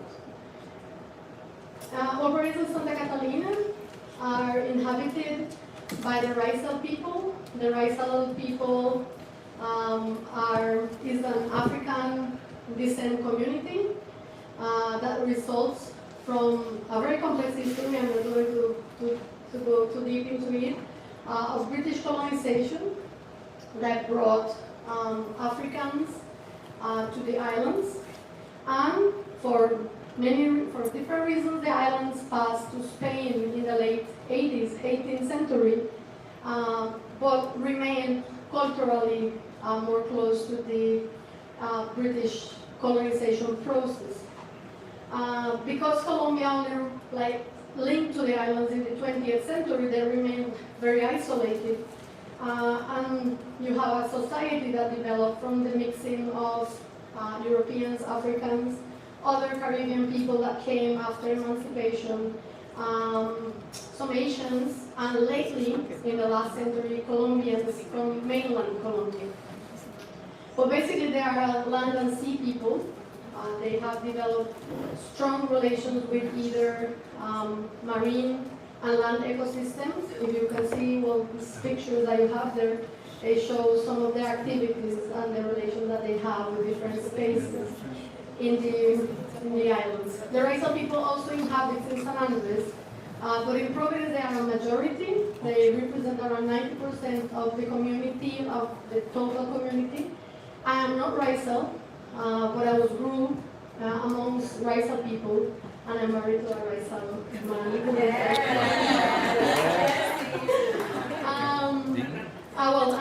I had the chance to learn a lot from them, and until now I continue learning from them. November, Hurricane Iota struck on Providence and Santa Catalina, causing a great damage. You can see some of the terrible pictures of what happened to our island. Although you have only 4 fatalities, you did have a lot of damage on local infrastructure. 50% of the houses dropped down, and the other 50 were highly affected. Also, all the public infrastructure was affected. I mean, electricity, pipe water, hospitals, schools. 80% of the local artisanal fishing was destroyed. And as I said, fishing is one of the main activities for the community. You had almost total losses on local crops, which is the other important activity, and that was very important during the pandemics because this was the end of the pandemics. Actually, we were locked for 8 months. The islands opened 1 week before Hurricane Iota struck us, and basically we had COVID and hurricane on the same day on the island. And of course, the high affectation on land and marine ecosystems. But as we know, disasters are not natural, disasters are human. And the worst part from the hurricane is not only what happened that night and that day, but is what came after, and is the cause of reconstruction. The reconstruction process was took over by the national government. As I said, we are part of Colombia, and it was centralized. And all the decisions or the response to the process was basically made from Bogota, which is a city in the middle of the Andes, in the mountains. And by people that didn't know anything about the islands, that didn't have any previous experience with the islands, but actually that probably they had other interests on the islands. It focused basically on basic infrastructure. Not always important infrastructure. Just to give you an example, we have an airport from a couple days after, and they are finishing a big airport, bigger than it was before. But up to now, we don't have a hospital back working in Providence. Community has been excluded from key decisions through the process, and of course, it has been a process permeated by corruption and clientelism, which has been a very hard experience for the islands, and especially for the community. However, even though I have showed this very sad scenario, I would like to talk here about racial culture, resilience, and resistance, because I think although all this chaotic situation that I have shown to you, there are things in how people have dealt with this situation from the first day, from the hurricane day until now, that show their capacity and their ability to adapt. And I think that this should be very important to be taken in account in this process and probably in others, because of course what I have been saying here is probably what has happened and will happen in other places in the Caribbean. And I want to focus in these 4 issues. One is islandness, the other one is environmental knowledge, experience, and finally cultural resistance. With islandness, I refer to particular ways to live on a limited and remote space that makes that societies develop capacities and arrangements to deal with limited access to goods and services. And I think that probably majority of you that are here that are islanders have islandness, you know? But not every other time we acknowledge that, you know, because it's not the same thing to live in mainland and have access to many resources than to live in places that were for many times were really isolated. Maybe it's not so obvious today, but they were really isolated. And then people had to rely basically on all these abilities to deal with these environments. And those abilities include, and all this is related to traditional knowledge and local knowledge, include precisely a detailed ecological knowledge of marine ecosystems, of land ecosystems, of climate, but also of community living, which I think is very important, of solidarity. And one of the difficult issues is that all this has been losing with time. I mean, all these people knew how to live in these environments, very isolated environments, without much connection to the outside world, and they relied on their knowledge on their environment and their community ties. But many of it has been losing in the last decades. However, it's not lost totally. And what happened during and after the hurricane in Providence is that people relied on many of these capacities and abilities to deal with what happened, even in the middle of the chaotic reconstruction. I give you some examples like water management. I was saying yesterday that people have a tradition of having those cisterns like the one that we saw here at the museum. And not only that, they normally disconnect gutters when you have the rain, bad weather coming, so you can guarantee you have access to water after. And even pipe water was not working for many days, where people had access to water some other ways. Ways of preserve food that were also very important, because the ones that were the luckiest ones, we had maybe 40 days without light, but then you have other people who have 4 more time. And as I said, solidarity, because what people did in that moment was like using all this community and family ties to deal with this, and not only with the locals, but all the diaspora, all the migrants, all the people who were outside, where everybody was helping. And connect to this, and I would like to talk very quickly about this, is like the seal livelihoods abilities.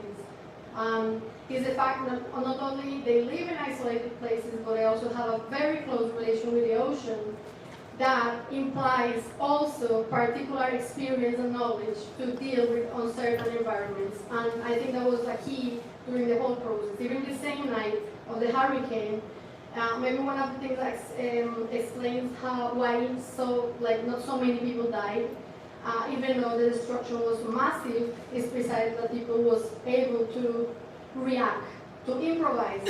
And everybody would say, oh, well, improvise, everybody improvise, yes, but you do have cultural traits that make you easier to improvise. And that's what people did on that night in the hurricane. Experience, which is the other side, and it relates to precisely collective memory that people has. That means that not everybody is a sea people, for example, but that doesn't mean that they don't acknowledge that experience. But also the fact that people migrate a lot, and then we have a lot of relations with other places, and we have other experience from other hurricanes, and people have learned actually from other experiences. For example, many people live Hurricane Ivan, which was a Category 5 hurricane in the Cayman Islands in 2005, and they afterwards implemented many things that they learned there, trying to better their houses and, well, to prepare a little bit better for hurricanes. Of course, we had more than 260-kilometer winds, so it was very hard for things to stand. But still, people had made decisions that helped them. For example, cover the bathrooms with cement. And basically many houses dropped down totally, but people ended up on the only place that didn't drop, and they had built many of them for that purpose. And the last one, and I'm going to start to finish, is cultural resistance, which I believe is very important because, as I said, reconstruction has been chaotic, and it actually has vulnerated many of the human and collective rights from the rights of people.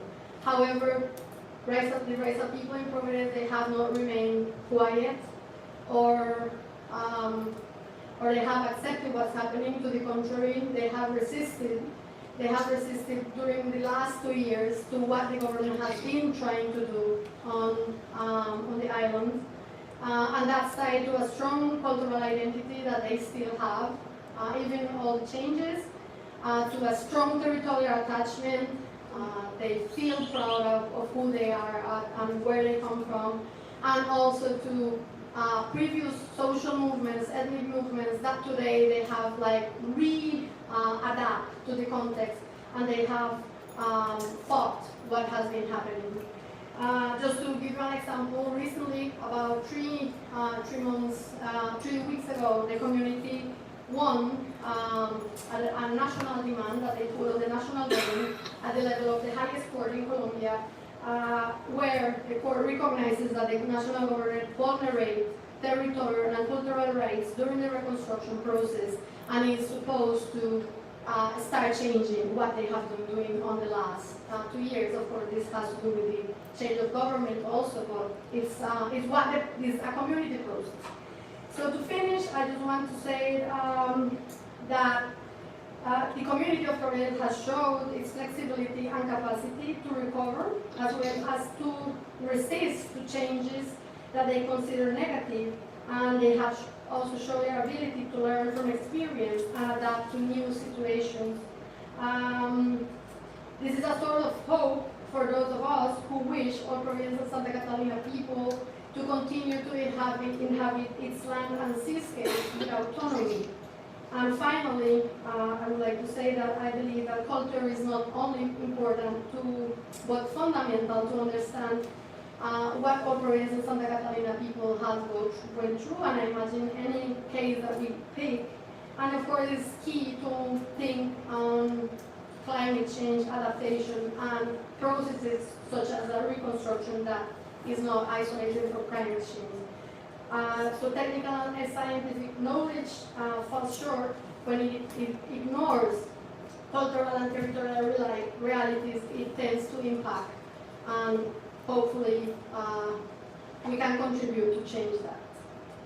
Thank you very much.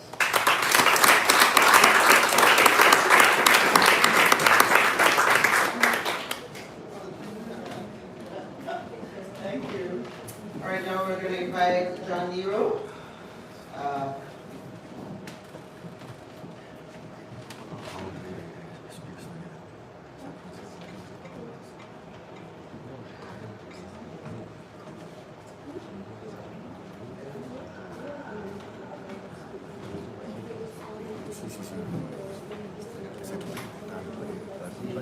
Thank you, Andrea. It was kind of impromptu because I thought I would do it tomorrow. Anyway, ladies and gentlemen, colleagues, we're here today to investigate traditional knowledge solutions to the rest of the lengthy conversation. It's a long conversation. But if the problem is climate change, which we've already determined, then we need to get right down to business with the solutions. I've chosen to entitle this presentation Hardships and Permaculture because I suspect that these two concepts can be or can act as solutions to climate change. An hardship is a design that was introduced by Mike Reynolds in the United States. And he's using upcycled material, or he's upcycling material like tires, which are packed with dirt, to create foundations for integrated shelters that can actually act as food systems, food production systems. So on the extreme left is the inside of an hardship. Those plants that you see are being fed by water that is recycled from bathroom, grey water, and it's feeding plants that can produce productive food organically for your sustenance. Central to hardships and permaculture is the use of water and how we manage water.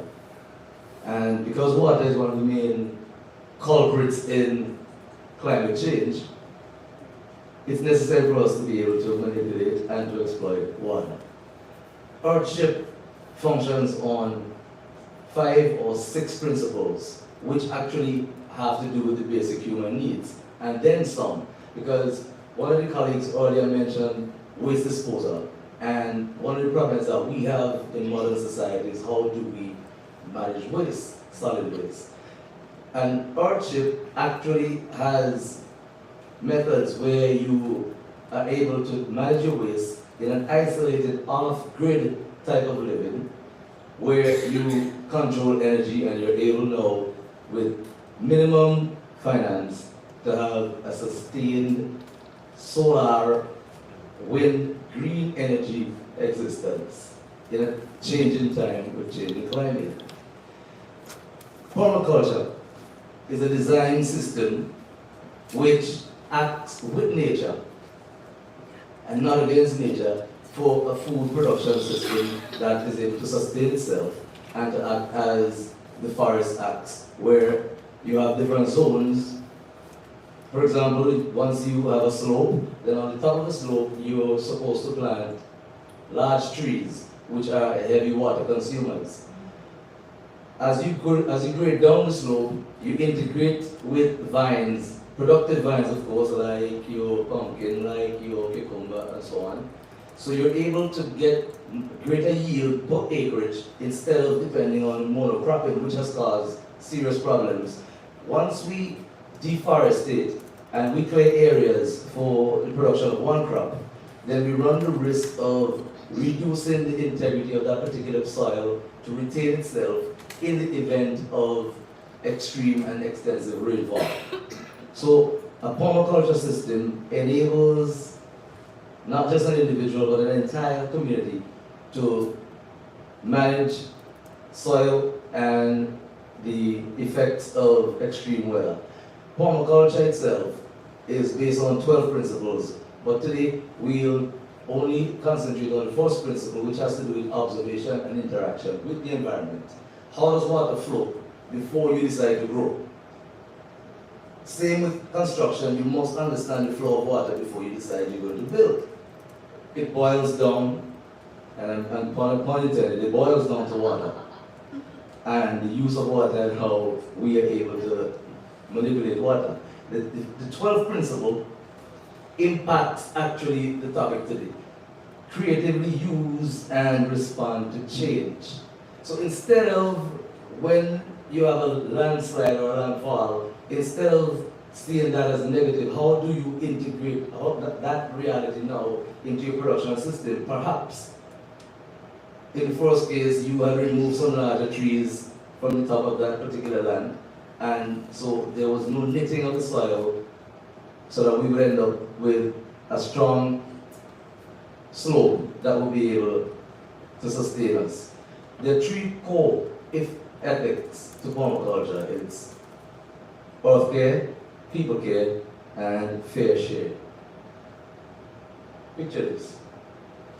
This is a home that's applying the permaculture principle, where you have a variety of foods, where the bigger trees are able to create mulch, while you yourself can employ some mulch, and there's no necessity for agrochemicals and the destruction of beneficial insects and so on that may be able to help with your companion planting and so on, and to produce for you greater yield for acreage. So traditional knowledge implies the application of indigenous methodologies towards resolving an existential and extant problem, and that problem is climate change. How did our ancestors create their homes? We've seen so many examples of ancient technology in terms of construction technology. Right there is a picture of my community, Greg's, and we're steeply sloped. We actually benefit from that. We don't suffer landslides and many of the effects of climate change. We are very wooded, which is one of the ways that our ancestors used to settle lands. They made sure that they had windbreaks and they were able to have enough space for runoff. And like one of the colleagues mentioned earlier, indigenous people moved from the lower lying lands where you were susceptible to flooding and moved onto the slopes. We are an example of that in my community. This is an example of a Kayo hut, which several years ago, the colleagues from Leiden University, they came to St. Vincent and they uncovered a site in Argyle, and they recreated an entire village. At our festival on March 14th, when we celebrate the assassination of commemorate the assassination of our national hero, we don't celebrate it. We normally replicate a Kayo hut and a watland dam. Now the watland dam itself is one of the recent construction technologies. Watland dams are known to retain a constant temperature within. So even in the event of heavy rainfall, the material that is made from the earth, it will absorb the rain, and when the sun comes out, the sun basically bakes it back and it retains a constant internal temperature. Now, I'm not encouraging for us to go entirely retro, but with the example of the earthship and the example of permaculture, what we can do is to integrate the ancient and traditional methods with our understanding of modern processes and so on, and create an integration that would benefit us as a growing people. And that's part of the adaptation process, because adaptation is a process, it's not yet a destination. We are hoping to adapt on our way towards being labeled or being thought of as resilient. So the adaptation process requires integrated types of systems. This is silvopasture, where you have a forested area, and if you're into livestock, then the livestock would require shade in the event of extreme sunlight, drought, and so on, because these shaded areas would enable your animals to benefit from moisture which would be retained, and so on. The conclusion to the process of adaptation to climate change is resilience. And resilience is typified in how we take material like tires and pack them with dirt, like what Michael Reynolds has done in the United States with the earthship technology and upcycling of material, not recycling, upcycling, which means to give to it a whole new level of creative impact and appeal. Also, the plastering, the concrete of these houses are from adobe mud, which acts very much the same as the concrete that we apply, which I must say that what we have done in the Caribbean region is that we have adapted from the wrong way, because we have adapted temperate methods, and we've been applying technologies that actually should be applied in zones that have winter, summer, autumn, and spring. And we have taken those technologies and have applied them in the Caribbean. It's even upward. And I was speaking to one of the colleagues yesterday, that we wear so many clothes, so many layers of clothes in the Caribbean, adapting to snow in the Caribbean, to winter weather. And we don't have that extreme type of frigidity in this region that we have to have on 6 and 7 layers of clothes. And I must say that because my suitcase is in Curacao as we speak. So I'm adapting. I'm very conservative. And it's a very heavy suitcase, so I really wanted to make a show. And now I have been taught by circumstances that adapt to one suit of clothes for 5 to 6 days. So resilience can be achieved in, for example, certain towns and cities that we don't have trees, and we're so concretized that we create heat islands. Now it's necessary for us to plant trees and shaded areas that will help to cool these areas that are now being baked by concrete. And with our reliance on concrete in this region, is it really the end when we have so many potentials? These are examples of how to create buildings that are actually living organisms, and deliberately there's a question mark on the end, because are we yet at the end? And Andrea, if I were to go on, it's not even the end. That's the end. Thank you.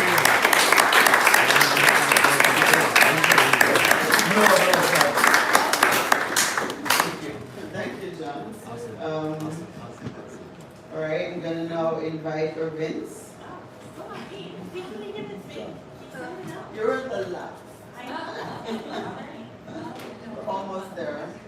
You have to serve drinks. Yeah, somebody better bring me a drink. That's what I think. Did I go for 15?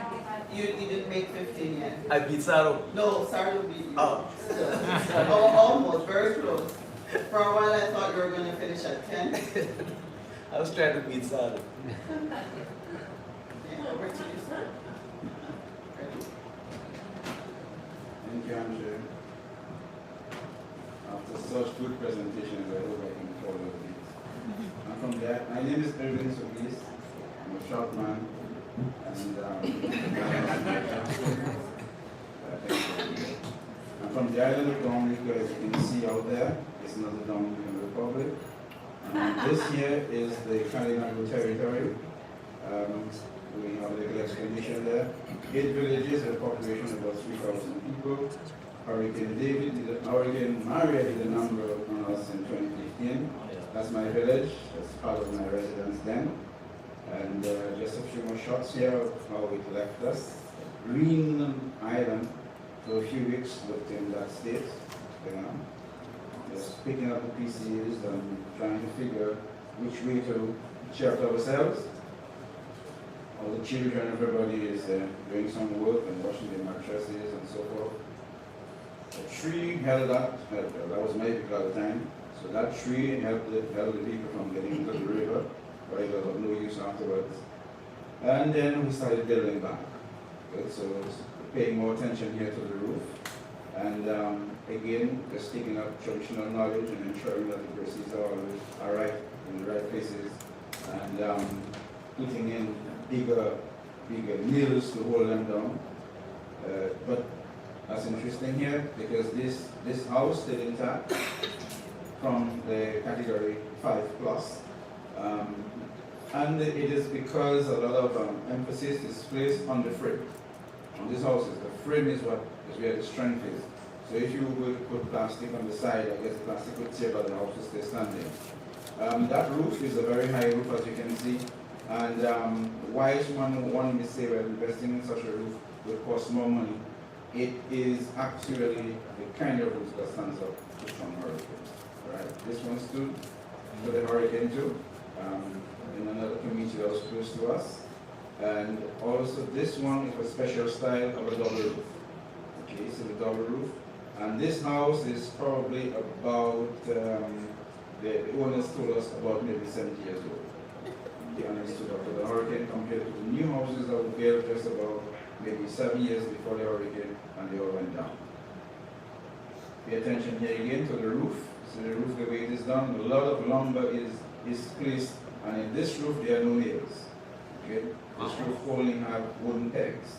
Wooden pegs are the one holding that roof together. The Catholic Church, though, listened to us when we said that we believe you're going to build a new church, you should probably follow a traditional way of building.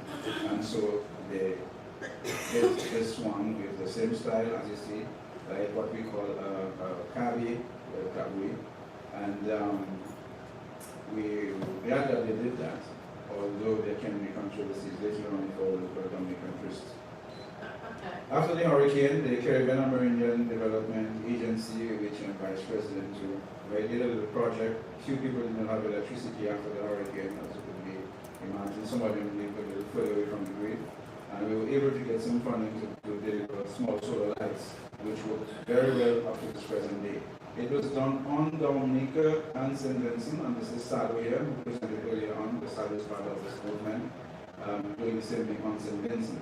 I don't have a shot of Guyana, but we also giving some lights to the airport business. On the tourism and my community, we still do basket weaving, and we are going short on material, so one of the is the planting of this material got destroyed again from the hurricane because it goes close to swamp areas, and a lot of it has got covered in the heavy trees. So we've lost a lot of trees, including the gum here for boat making. It took me a long time to get here. I was coming to this conference with this boat. I have been here already 1 week. So, you know, the absence of the canoe and the colonization, we have to get all this transport before we can get from one to the next. Compared to those days, we would just get into a boat and go wherever we were going to. So we are here, we shall love it, exactly. So here, we are doing a reforestation program. We've got some assistance from the United Nations Development Program. This one actually comes to an end next month. But what we do is to be very careful about it, in the sense of not just putting in new trees as some agencies can do. And so we are ensuring that the right species, or we keep the same species as we reforest, because we don't want to confuse our wild animals too, not knowing what tree now is a stranger tree in their area, and they cannot get the food, the right food that they would normally eat. And so we are ensuring that under the forestry program, we have forestry industry right in our territory, which is producing the kind of trees that we need for our reforestation program. Under tourism, which is, and I just made here, agriculture and tourism remains the mainstay for our economy. And as we move forward with resiliency and stuff like that, we are ensuring that we do things. And here we are consulting. We are consulting and we are discussing indigenous tourism now as a new brand, our brand, and we linked up internationally with a number of agencies that's doing the same thing in Canada, in Australia, in South America, and we are branding indigenous tourism. What's indigenous tourism? We're going to be focusing a lot more on our heritage and our culture, and so bringing back a lot of the foods, a lot of our way of life, going back to presenting in a very, very nice way, acceptable way, the food and nice bowls made out of the board, bamboo glasses, and the decor, bringing more of our decor and so forth. So that way, younger persons can appreciate more our craft, our heritage, and presenting it at a higher level and being able to provide a sort of 5-star service using our own material and our own way of life. So that's an ongoing, just began a few weeks ago. So young people are so interested, it's tickling them so much that they're interested, and here's a shot of one who sent me a picture of what he would like his house to be, and how he would like to make housing for the tourists who come home. Again, and it falls directly in what we're talking about, indigenous tourism, and that I'm glad he is not thinking of putting up a concrete structure. So then the idea is he feels he could build it in that way and make it as nice and lovely for Christmas. All right. We do a lot of agriculture. We are self-sustained quite a bit. And dashing, there's a few dashing plants here. We call it dashing, we call it edos, and some people call it taro. So we grow a lot of that. It's like a baby. I tell people it's like a baby. 9 months to produce food. Okay. And lots of plant comes up around it. We usually plant food and harvest wood and do a lot of things according to the phases of the moon. So the permaculture you're talking about is something we've been doing for many years as indigenous peoples, and we knew when to plant and what to plant together. But that changed when we got colonized. So we went into the new phases of cutting all of our trees down and planting a lot of bananas back in since the 1920s, and putting up citrus and so forth in pure stands. And there comes different diseases. Whereas my forefathers, my grandfather, would have planted a coffee, a citrus, a sugar cane or something, and we refer to it as a Creole garden or a jardin cry in that case. Everything was on one piece of land, and he had everything. But then we changed a bit. I think we are kind of going back to it more and more. Avocados, we got the best avocados in the Caribbean, and that is why we supply avocados to Antigua, we supply to Saba, we supply to Montserrat, to a number of the islands in the West Antilles. We supply them with fruits we can put to Trinidad actually. And then, but after the hurricane though, we had assistance coming in from the government, and I must say here that the government has been giving very good response to us. As indigenous peoples in Dominica, we have a prime minister who stands up very firm and loud about it, and giving to indigenous nations. And so we see different houses here. This is like a number of agencies came in, like from Japan, the World Bank, the European Union, and so forth. The only thing about those houses is that there was not sufficient consultation in terms of how we want the houses. And John just pointed out to that in the sense that a beautiful house like this, which is going to cost, may have cost probably, what is it now? 150,000 US probably. I'm trying to make a calculation in terms of all this. A beautiful house like that is very resilient in terms of it's total concrete, so the winds are going to come and probably not destroy it. But they will build like houses in Europe. So the rooms are small, the windows are small, and so it means that a challenged community of persons having a house like that, we wonder, are they going to be able to stay in the house during the day? Because it's going to be very hot. Again, because it is not built with that period in mind. Okay, so whilst it's beautiful and it's going to be strong, we have those questions. All right, we do a lot of our, we practice a lot of our those still, and again, we have adapted, and more persons, younger people, we're passing that kind of education to them. We are running programs so they can continue building the canoes, and that they can continue practicing with all the verbs. So we know, as I tell persons who come to our communities, we are not sure when we'll have a 7-Eleven established in our community, because we don't think we have a need for it, since we live in the 24/7. So this is one of the traditional plants, and that's very important to us. It is the kind of tree, it's called a mahopima. You break the branch and you beat any evil out of anything that comes around your home. So if there's a dog in the night barking and you feel it's an evil spirit, you take this tree, you get outside and you whip down the house and just let the spirit disappear.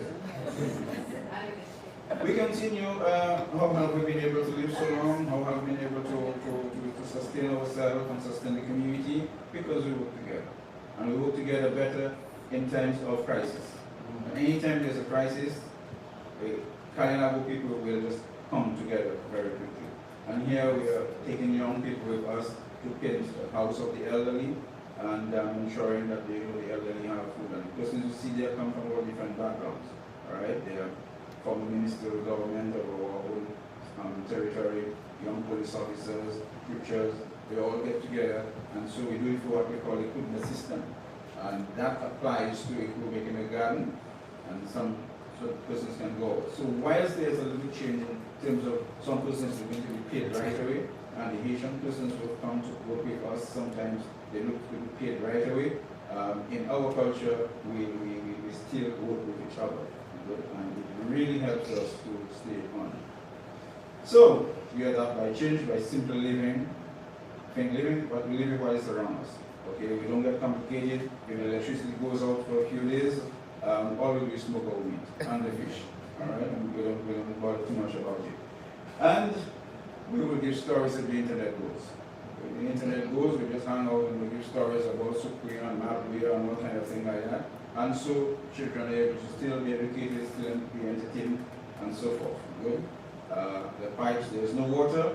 There's several rivers to go and swim in. So in a sense, when those things disappear, when they disappear, like when the hurricane, it gave an opportunity for more socializing. People were able to come down. So you saw the preacher in the water, in the river, washing his clothes, and he was doing that close to the farmer, and that kind of thing. Different persons come from different societies and do things. Firewood, we have selected wood that we do fire with, and we use selected wood for our building also. And as I said, we know the herbs to use before seeing a doctor if you really have to see one. Thank you.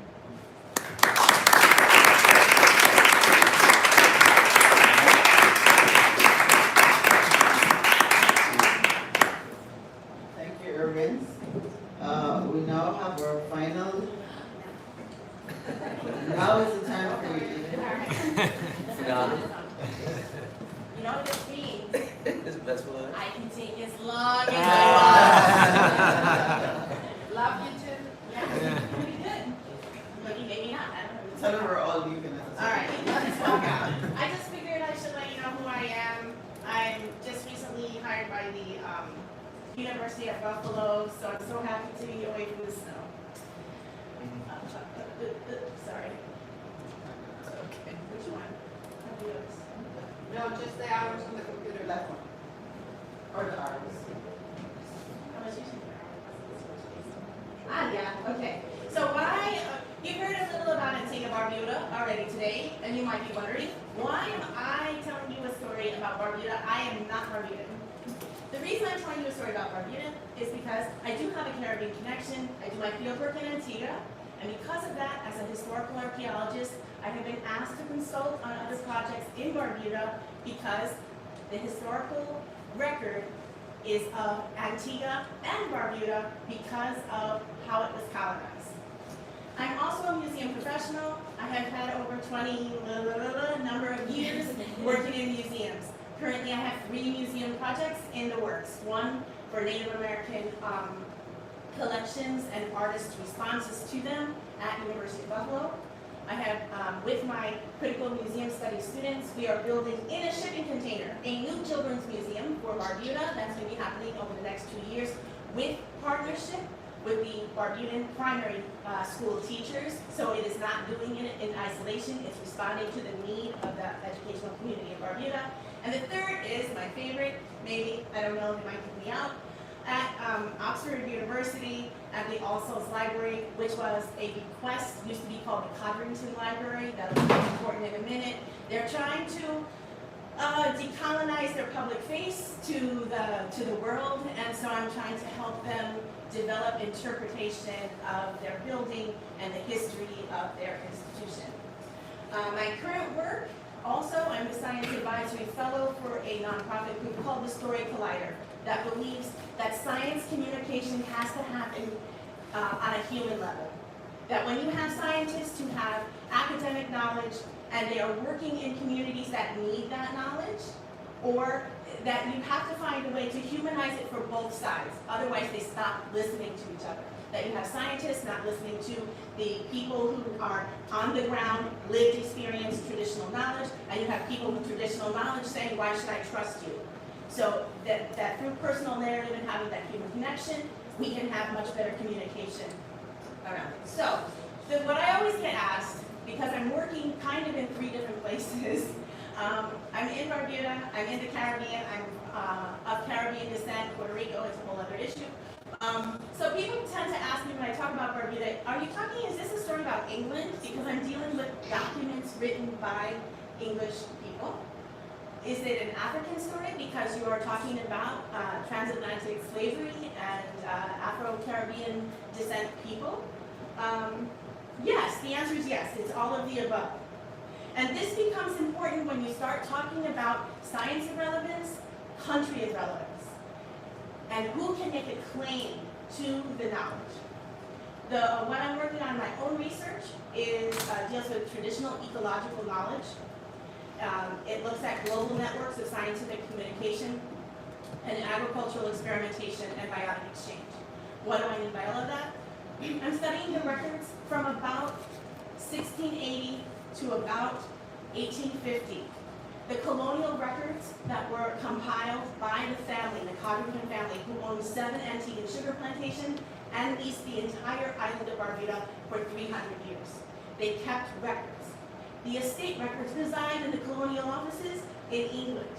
And through a whole series of events I'm not going to go into, the originals, a piece of the original, ends up back in Antigua. The problem is, how do people get access to this information? The documents that are in Antigua are too fragile for people to work with the actual paper. So you must work with the microfilm. The microfilm readers in Antigua usually do not work. So you must use a copy that is in England. The copies in England are at Oxford and the British Library, by which you must have a reader card. So you must be able to show up in England, you must provide credentials to be able to have access to the documents. They are not the entire document. Oh, I'm not going to go down the road yet, just a second. So what I'm looking at with these documents are who is on the ground developing the knowledge of agriculture, who is on the ground doing the work in the field, right? When we're talking about the island of Barbuda, it was originally inhabited to be a hunting preserve for the estate family. So what they did at the beginning is they imported the animals that you encountered. Fallow European deer, wild boar, pheasants, grouse, things that should not be in the Caribbean, things that exist at hunting preserves in Scotland, all got imported to Barbuda.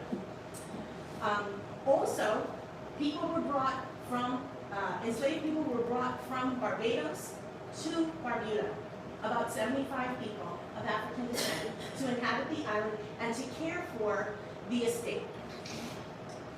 That didn't last very long. About 20 years later, the guy who set up that system died.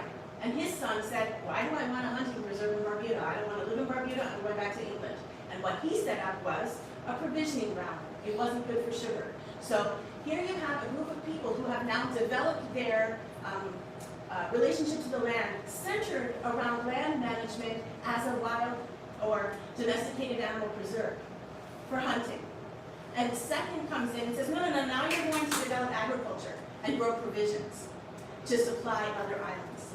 So the second wave of this is it's the same people and their children now have to completely pivot and shift their agricultural practice to provisioning. That continues for about 20 years, and then they lease the island to another family. And the other family says, no, we don't want to do provisions. We don't want you growing cassava and yams and Itos. We want you to shift and work on livestock, cattle. So they bring in cows, sheep, goats, horses. Some horses were already there, but for hunting. Dogs were brought in for hunting. So now it's sheepdogs need to be brought in for herding sheep. So you have about 20 years of shepherding going on. And the family that was leasing it said, we're not making enough money, we're leaving. And then you have the grandson coming back and saying, okay, now what are we going to do with this? And he hires a botanist to come in and say, what can we do with the island of Barbuda because nobody's making any money? And the botanist says, we can make money on different products. Let's see what we can bring in. And they begin to import plants from all over the tropical zones controlled in the British Empire. It becomes a global enterprise. They're corresponding with the Royal Botanical Gardens at Kew, who are setting up agricultural stations around the world. They're bringing in plants from India, from China, temperate climates, from the mainland America. They try everything: ginger, indigo, cotton. They bring in spices. They try barley, wheat. Maybe they're going to distill. Maybe we'll have corn and have some good whiskey coming from Barbuda. That would be, I feel like I want whiskey.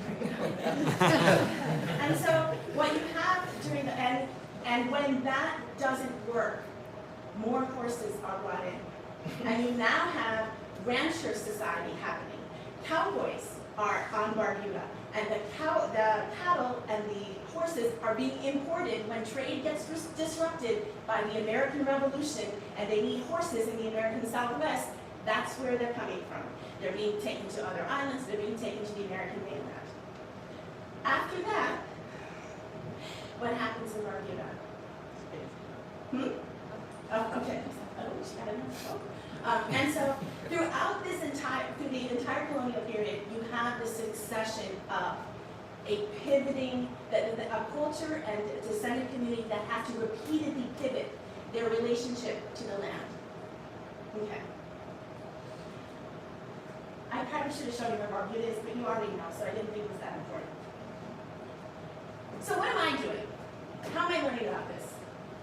I am digging into the archival record, which is all of these colonial records. Some of them are housed by the British Library, some of them are housed at the Bodleian Library at Oxford, some are housed at the Royal Botanical Gardens at Kew. In my leisure reading, while here, I have also just discovered a new cache of documents that are being held at the University of Edinburgh that relate to medicine and traditional healing. In using these sort of documents, one of the issues is, it is the same thing. You have a colonial power who is in charge of writing these documents. So the only perspective you are getting is from the top down. And those are these kind of people. Christopher Codrington, who leased the island of Barbuda first.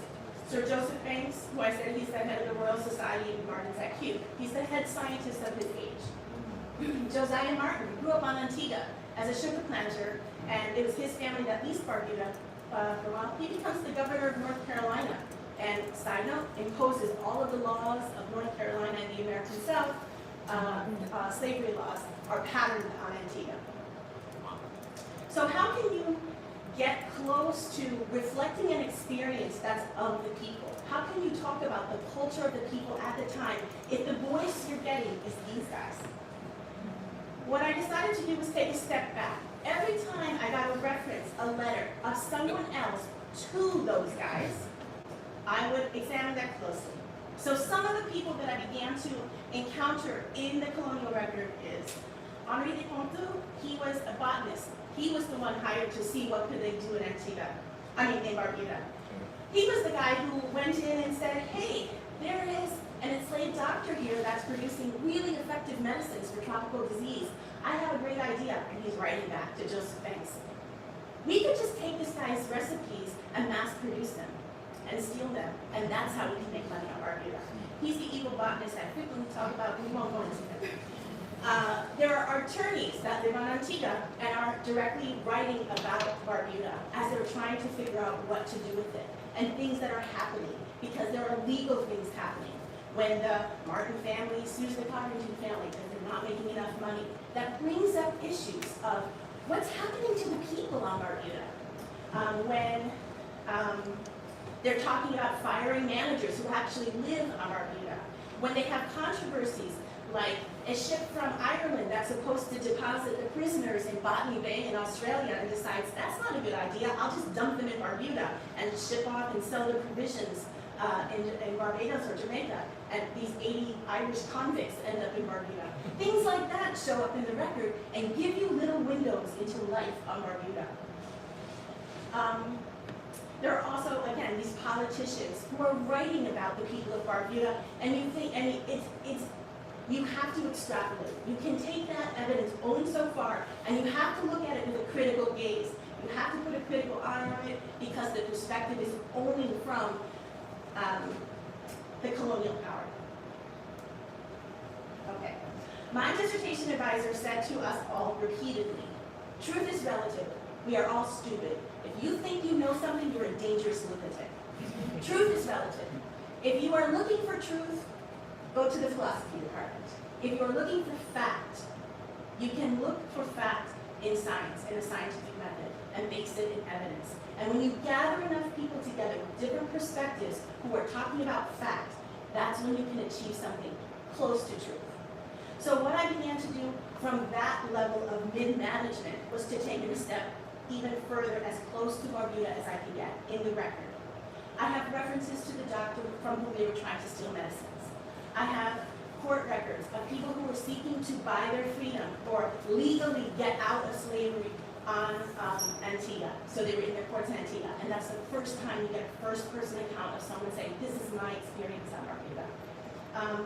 We get information about the managers and residents on Barbuda when they try to get them fired for mismanagement. The most famous is a woman named Sarah Bullock, who takes over the management of Barbuda when her husband, she's an enslaved woman who takes over when her husband gets dementia. And she's very famous for her years of management on Barbuda. A lot said about her. Her son becomes a revolutionary. For me, it comes down to this. Who owns knowledge?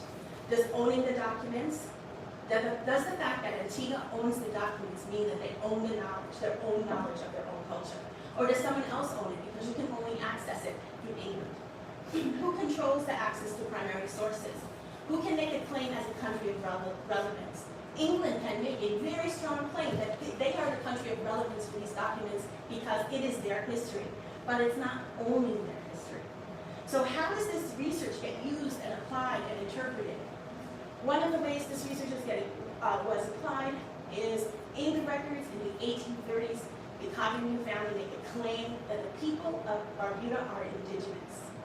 The reason they do this is nefarious. They're trying to get out of freeing people when emancipation comes.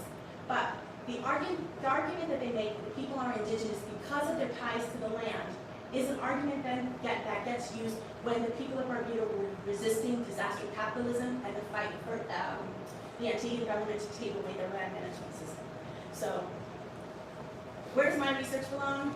You can see Sophia there in the secondary school. And I'm hoping that the research ends up in the classrooms on Barbuda, that it is currently in the National Museum of Antigua and Barbuda. We also presented at the Venice Biennale, where another island nation of people fighting climate change and rising sea level, so it was very interesting to both parties. For me, at the end of the day, it's about who is telling the story. As a researcher, your evidence can only take you so far, so you must present it in the most complete way that you can. And it will reach a certain point where all the next step can be is imagination. And from that, maybe I'll turn it over to to a fiction writer. They'll take it and make a beautiful story about it. And in that way, someone might read that fiction story and say, oh, I'm interested in the things that happened in Barbuda. I'll explore the history. I'll learn more about it through that way.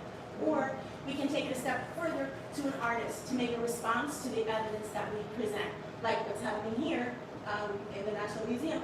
The artist Osira Mugabe, who has done the response here, and the responses of local artists upstairs. And I think that when we have that kind of interpretation going on, like something says STEAM instead of STEM, that's when we get the best story, when we are telling it together.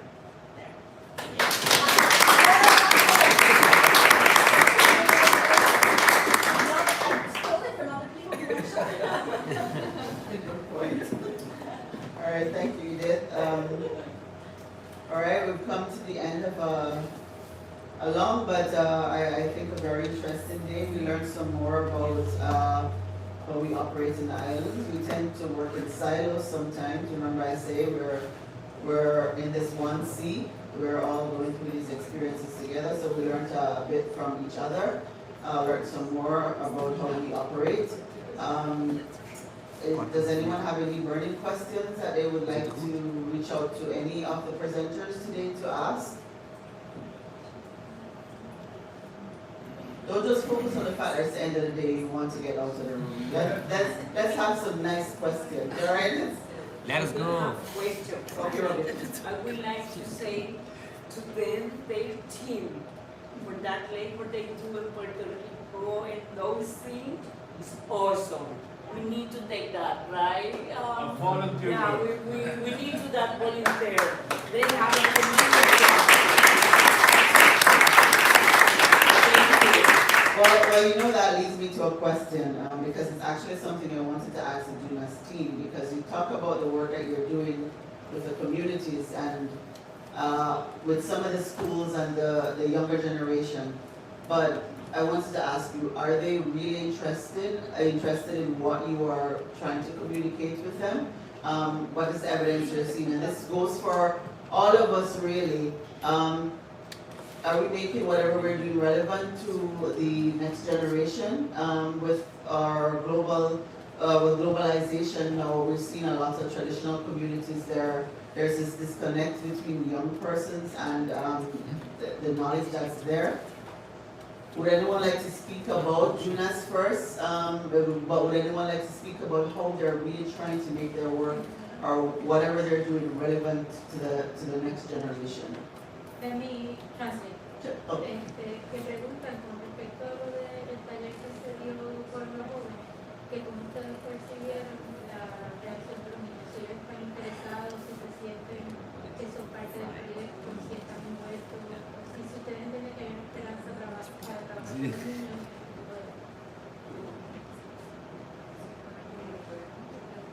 Sí, I'm going to translate. Okay.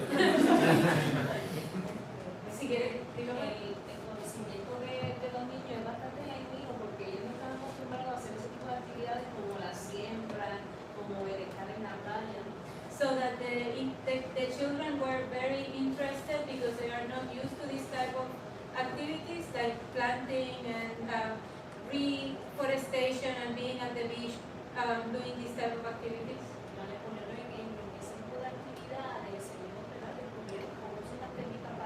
La siembra y que en la playa puede llevarse a cabo eso y también cómo al practicar la siembra de las tablas, la biomímesis, que es un grupo para ellos, como nunca lo habían visto, pues ellos se ven muy comprometidos, así que a través de esta inmersión y a través de hacer el engagement de la gente que se va a estar estudiando, esta es la importancia de proteger la duna, porque estamos protegiendo el legado y todo lo que es el concepto activo.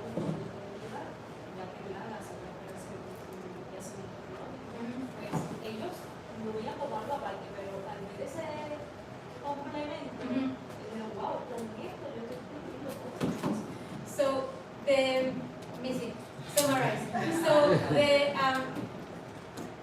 by being able to do these activities hand-on, the kids came to the project through an immersive workshop where they were not necessarily in a classroom, but they were doing these activities. And by planting installing the biomimicry system, being at the beach and hearing about the biodiversity and seeing it on hands-on, the animals, the plants, the archaeology. They could put the things of heritage, nature, and climate change together, and they left with a higher commitment to protect the land and to make, they could see the link between their own personal history, the local history, the archaeology, the cultural heritage, the ecosystems, climate change. Things make sense because they learned of the process through an immersive and experiential process. And I'm going to add, she didn't say, but I'm going to add that that is part of an effort that the NGO Para la Naturaleza have been working with them since 2012, and that is a very specific system that they have developed for informal education system that stimulates citizen science, but from the idea of co-production of knowledge, helping or going through the process of from an experience as a volunteer, becoming a citizen, using their own personal knowledge, and that is the system that was implemented in this workshop for the youth. And yes, they felt very, very much engaged with this. Okay, thank you. Anyone else would like to share anything? Actualmente se está desarrollando un programa para llevarlo a las comunidades, en lo que vamos a incluir dunas, arqueología, deforestación y tortugas marinas. Cada comunidad le vamos a llevar ese programa para orientarlos en cuestión del voluntarismo, para que nos ayuden a propagar esto en toda la isla. So they are developing now a system to communicate the work that UNAS has been doing to other communities, and they are organizing a series of workshops on archaeology, on sea turtle monitoring, sand dune ecosystem restoration, reforestation, so that they can inspire other communities to develop similar programs of protection throughout the island. Thank you. Sophia, you were doing something interesting in Barbuda. You were having the youngsters interviewing the older persons, I believe. Is that something that is still continuing? Not anymore. With Hurricane Irma, Barbuda was evacuated, and then people did not come back. There used to be 1,700 to 1,800 people before, half of them children. And then when people start coming back, only about 1,400 are back now, but the young people, a lot of the young people stay behind because they were already in school.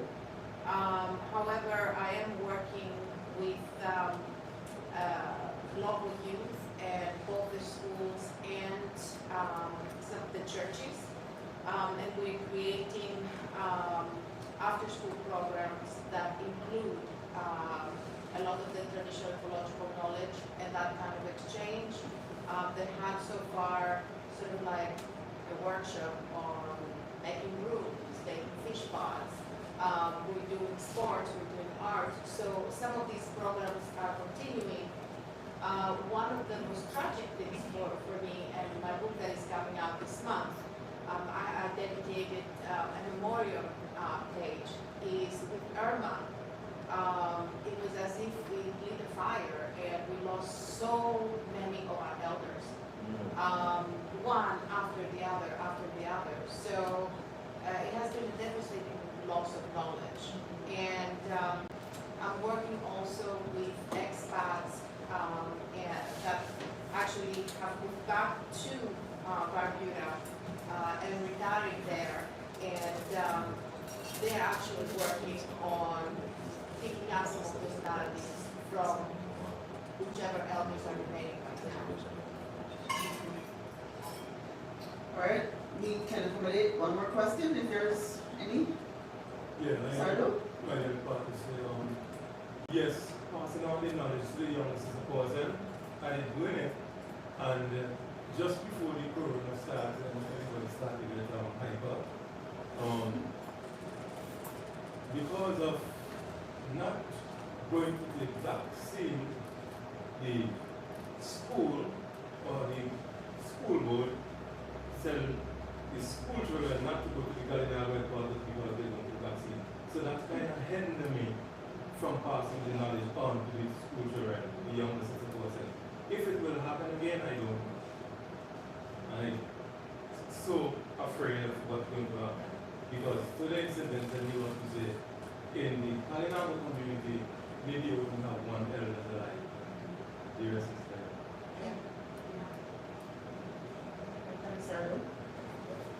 What we did at Can you stand up, please? What we did at Room 2 was to have young people go out and do interviews from the elders, and all that was put on record. I mean, they were tape recorded, they were transcribed, and things were and similarly, the same thing happened. After all those interviews, they went across to the school. Some of the documentaries that you're showing tomorrow morning, I believe, is the ones that I gave from Barbuda. And at least two of the elders in those documentaries are passed on. All right, any more comments or questions? Yeah, I can see you're all tired. Yes, I can see you, Cheryl. All right, sorry. Yes, go ahead. Just one question for the presentation of San Andres. At the first image, I saw like some small boats, miniature boats. Are they still something traditional in San Andres? Are youngsters also doing miniature boats, sailing and things like that as an item? Okay. Well, thank you for the question. I didn't want to speak because everybody's tired, but actually back home there are different initiatives from different local organizations, including us, that has been trying to keep up with many of the traditional knowledge related to the ocean, to the land, to the agriculture, and other issues. One of these is what you saw on the picture. What you saw in the picture are called cotton boats. They are basically small models of sailing boats that are made of cotton tree, which is ceibas. I don't know how you call them in your different countries. And they were basically, they were like a local tradition for passing knowledge about navigation to the younger generation that, of course, has been losing because people don't sail much anymore. But you have some older people that keeps with it, and you have children that participate, and you have also now you have women that participate. So one of the things that we personally, with Jesse also have been doing is try to keep up with that tradition and other traditions related to the sea traditions. So yes, you do have, of course it's not a lot of people, but it has been growing with time. I've been working with them, especially with those guys that you saw in the picture, well, and ladies, because you have some ladies. I've been working with them for more than around 11 years now. When I started to work with them, like the races were totally disappeared. People still had their boats at home, but they wouldn't use them no more. And now you have, well, you have races every year. Actually, after the hurricane, that picture is after the hurricane, that's where I put it. And you have younger people participating. This year, one of the grandsons is participated by his own, and all these spaces are full with children. So yeah, it's slow and hard, but it's coming. And if anyone wants to sponsor a project, there are plans by Anna and local boat builders for building a catboat. Oh yeah, and there are bigger boats. There are bigger boats that people also use for races that are locally built. They are sailing boats. And yeah, that's another tradition. You still have like many like maritime traditions like struggling. They're still alive, but it's not so easy either. You know I'm coming back. All right, thanks everyone for today. Tomorrow morning we'll start at 9. We'll start with 2 videos, one from Bonaire, and I think the other is Barbuda. And then we'll get into the working group sessions that we have planned for tomorrow. And we'll also have 2 demonstrations. tomorrow. One on climate resilient climate smart agriculture or food waste, and the other on roof design, also in the Caribbean. So we're looking forward to a productive day as well tomorrow. All right, thanks everyone. Have a good evening. Thank you. Thank you.